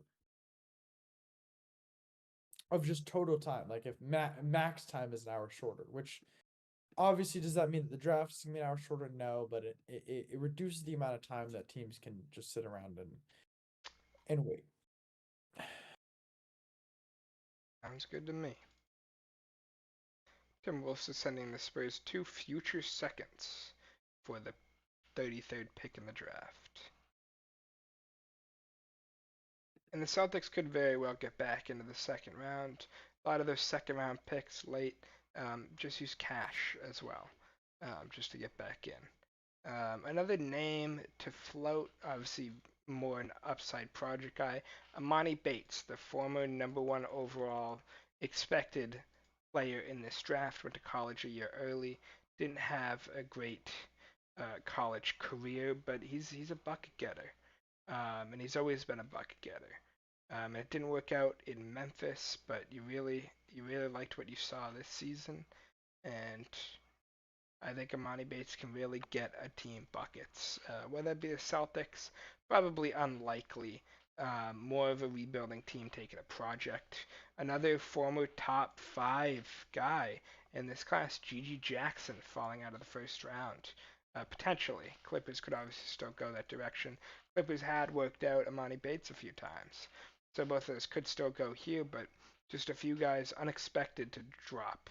I think for sure you weren't expecting. I mean, my 11th player in the class was Leonard Miller. I had him that high, and he's dropped out of the first round here. So just guys that no expectation for them to drop this far. And they have Rayan Rupert, although I wasn't very high on him. He's a guy that has definitely um, gone faster than gone. I mean, sorry, slower than you'd expect. You thought he'd be a first round pick, but no, looking unlikely.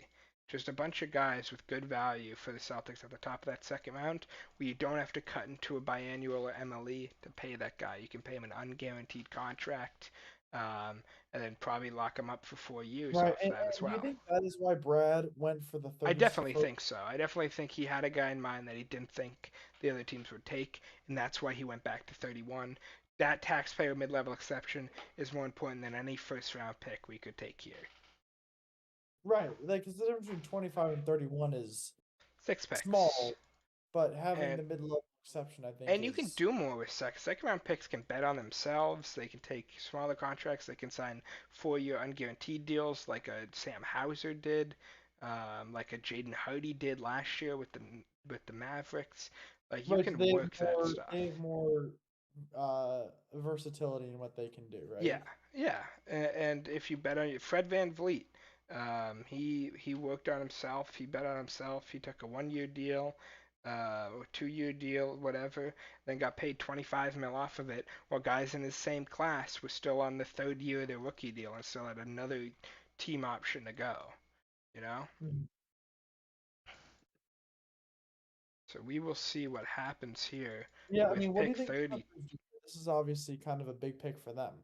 I'm not sure what the Clippers do. Clippers had rumors of trading Paul George to the Knicks was a big rumor before this draft.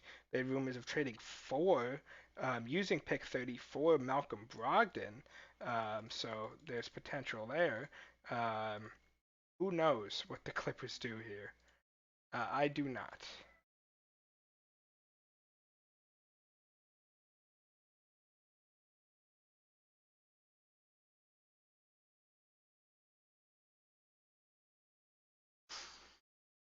Okay. A bit of a wait for this draft pick clips. Let's get something going here. Connor, did you see the Pittsburgh Pirates City Connect jerseys this morning? I did. They're eh, What do you think? not that exciting. I like them, bro.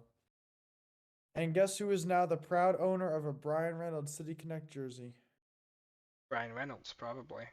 Clippers are Okay. taking Kobe Brown at pick 30. All right. Um, The Celtics are so, officially yeah, the Celtics are on the on clock. the clock. I'm shocked that Kobe Brown goes in the first round. Um, he did well in the pre draft process, had some rising, but he's the oldest player in all of the draft pool. Um, so maybe they're looking to still compete with these guys. Um, he he had pre-draft workout. I don't think he did a pre-draft workout for the Clippers, not in my notes. But I thought he would be a Pacers pick at the early second round because they have a couple. But apparently not. Um, he jumps up into the first round. But really, he provides a bit for teams. Uh, I think a guy that from Missouri, of course. Maybe if he does get traded with that 30th pick, he can connect with Tatum and send Brogdon over there. But fifth year senior um, wasn't really expected to jump to the league and did really well in the pre-draft process and kind of jumped up to that early second round expected.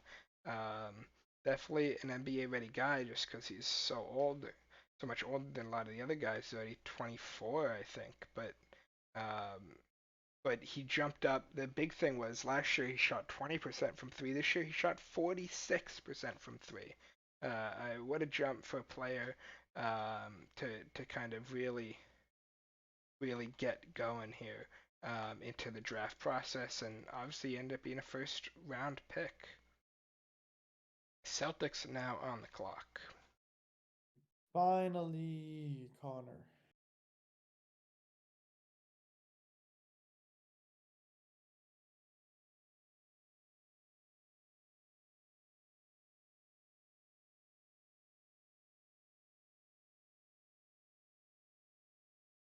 See what happens with the Celtics.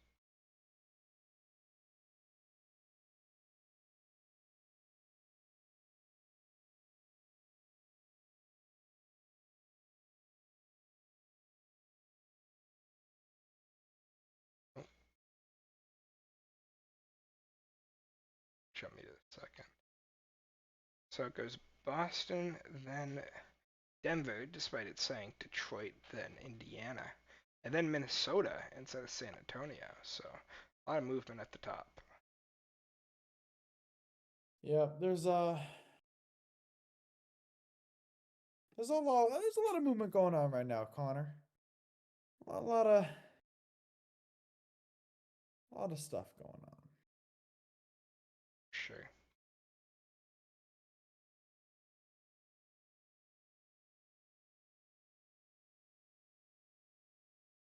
I'm just waiting for the Shams tweet.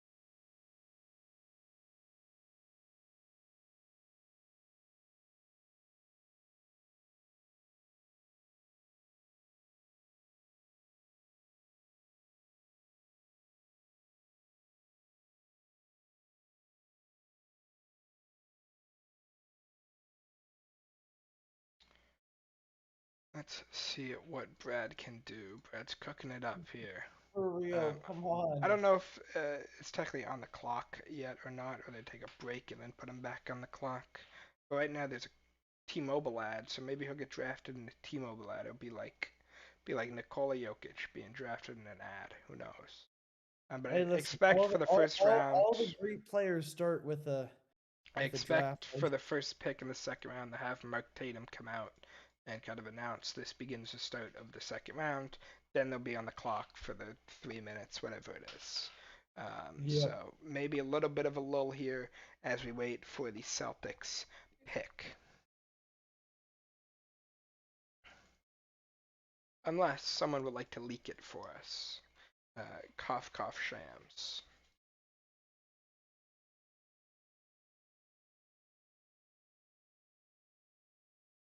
Let's see what happens.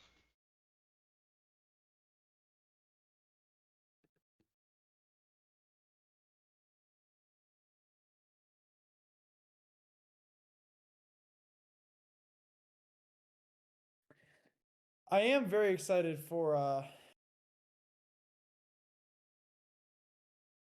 Kristaps The Porzingis to be a Celtics Celtic. have traded down yet again to picks 34 and 39. Alright, we're not watching. I'm not. With 34 is only a couple picks away, Michael. I'm done. I'm not. I'm Charlotte not sticking is around. acquiring James Nagy. We're 3 picks away, Michael. We gotta Tough. watch one of them. If he trades down again, then we can be done. But James Nagy at pick 31 for Charlotte, Telling the me. third best center on Telling the board.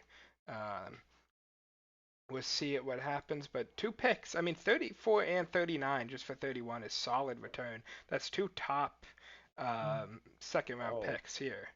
I I will just want obviously to make stay a up for the pick. second one, but we're I'm close. tired. Oh, has the second round started at least or no? Yeah, first pick is through here. Yeah, Brad Stevens and Bill Belichick are close friends. So maybe he's learning out here So from Brad. James Najee at 31. James Nagy was the pick at 31. He's probably your third. It's a very weak center class. Um, so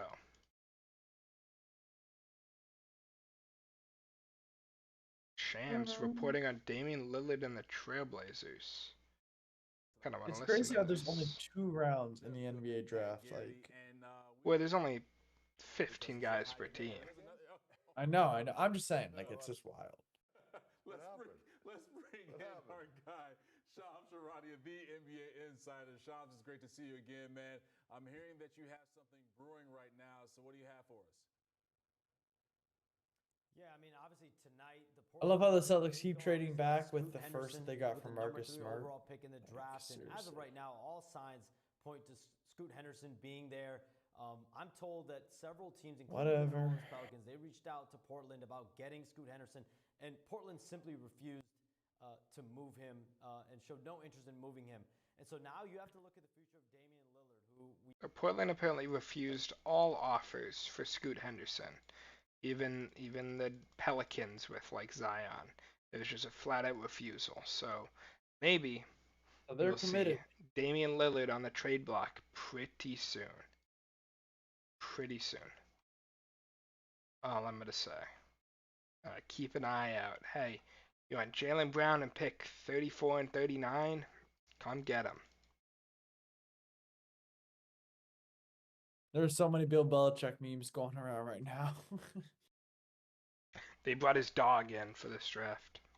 Bro, for Was it real. Nike? They brought Nike in. Isn't that the name of the dog? I don't know. Belichick dog name. Yeah, Nike.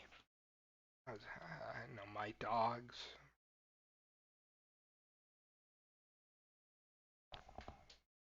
So 3 picks away. A lot of trades at the top end of this second round here. A lot of crazy stuff going on. I'm praying Leonard Miller's on the board at 34. That'd be great. But we'll see.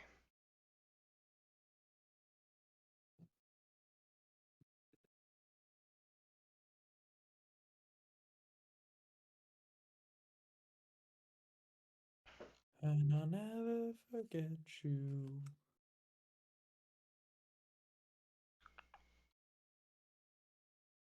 There's the James Nagy pick. Indiana Pacers, who are actually the Denver Nuggets, are on the board here.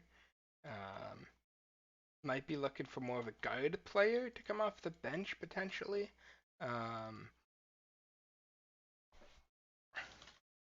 I would expect them to go guard just because Bruce Brown did run a lot of backup point guard there. Obviously, they could look for guard more in free agency with like a Dennis Schroeder or something. But I think guard could make a lot of sense at this point. Guys I'm looking at,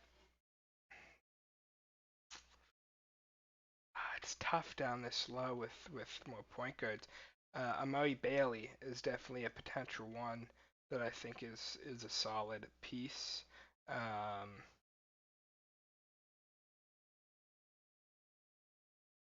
um, hmm.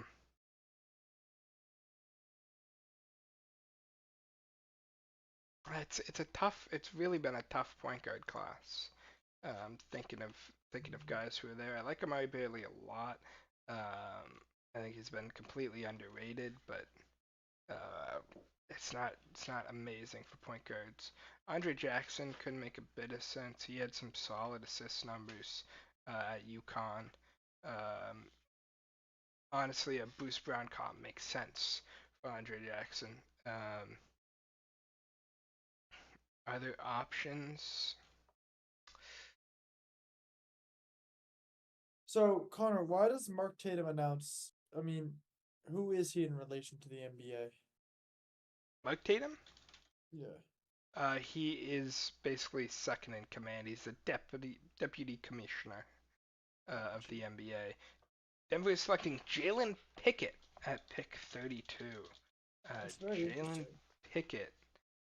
He went to Penn State. Oh, fifth year So, senior. Actually, sixth year senior. No, fifth year. so very experienced. 6.6 assists this year, kind of a combo guard type deal. Yeah, trying to get someone who can make an impact immediately, because obviously they're looking to go back to back, and Bruce Brown, um, Bruce Brown is obviously expected to not re-sign. Where do you think Bruce Brown will go? I don't know, in all honesty. I think he's just looking at good money here. Um, The Celtics? I don't think the Celtics can offer him that. They can offer him the taxpayer MLE, but he wants to play for more than that. I Isn't he think from Boston though? he is from Boston, and yeah, he obviously could go to Boston, sign a 1 year deal, look for an extension or whatnot. But options like the Pistons could offer him a solid contract. The Hornets to get him as kind of a vet. Uh, the Rockets obviously need some vets. Like, just he wants to get his money. I'd expect at this point he's bounced around a decent amount, and didn't ever get that big a contract. Um,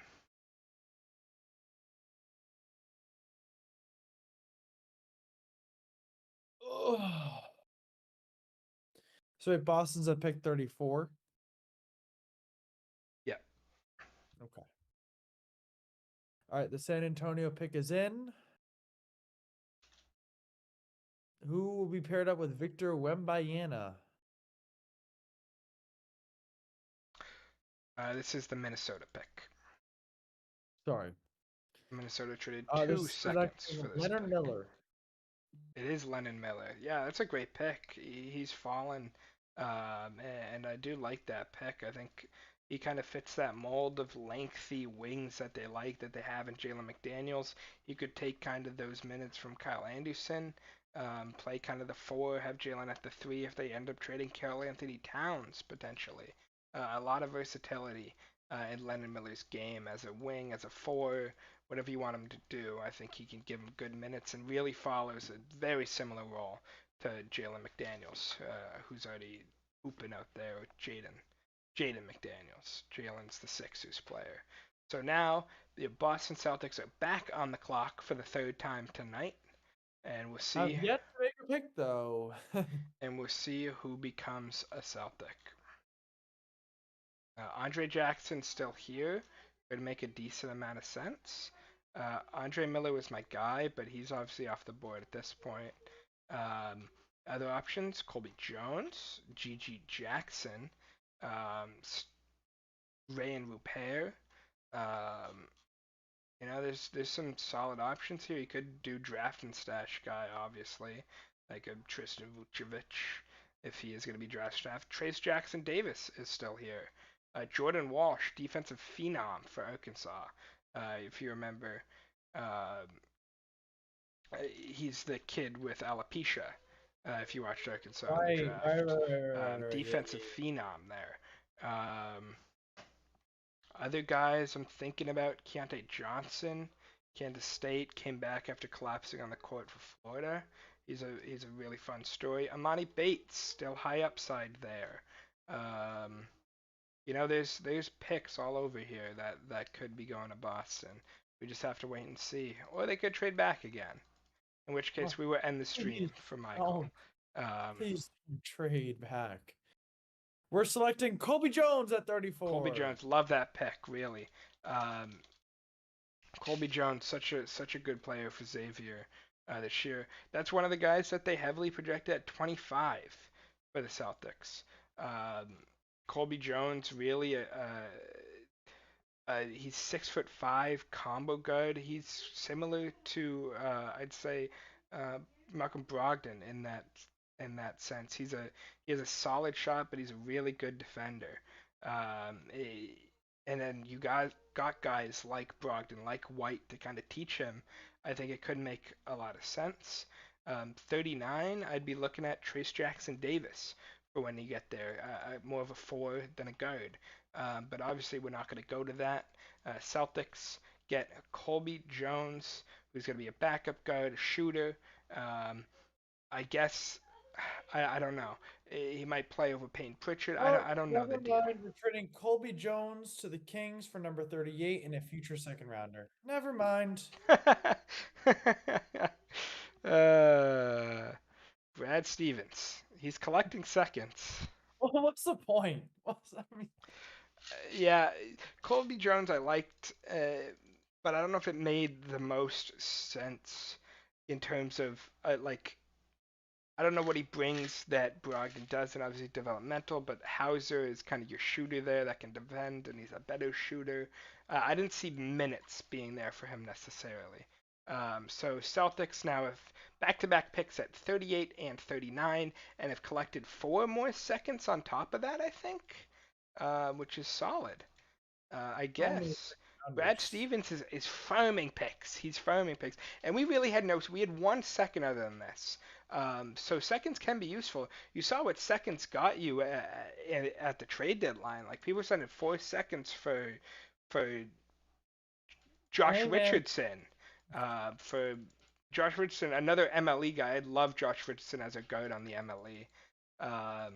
But yeah, hey, listen, I assume, Michael, you don't want to wait until 38 and 39? No. I was just going to say, you know who else was a second-round pick? Nikola Jokic. Nikola Jokic, Finals MVP, 2-time NBA MVP. So, never know. Yeah, we should just trade further back 2 more to 41, and so we just get Jokic because Jokic was yeah. We got to pay attention to what commercial your Celtics players get drafted in. All right, that's all for us tonight. Maybe the Celtics will make a pick. Maybe they won't. Maybe they won't. And this Celtics pick that you may see on your TVs on the screen, this is not the Celtics pick. This is the Wizards pick from that 3-team trade. We got 25, they got 35. So Celtics recuperated about 5-6 second-round picks. Got 2 more in this draft. We'll see if they get used or not. We'll see what happens. Well, thank you all for listening. It's been fun tonight. It has. Time to go to bed. Have a good night, folks. Thank you all for joining us.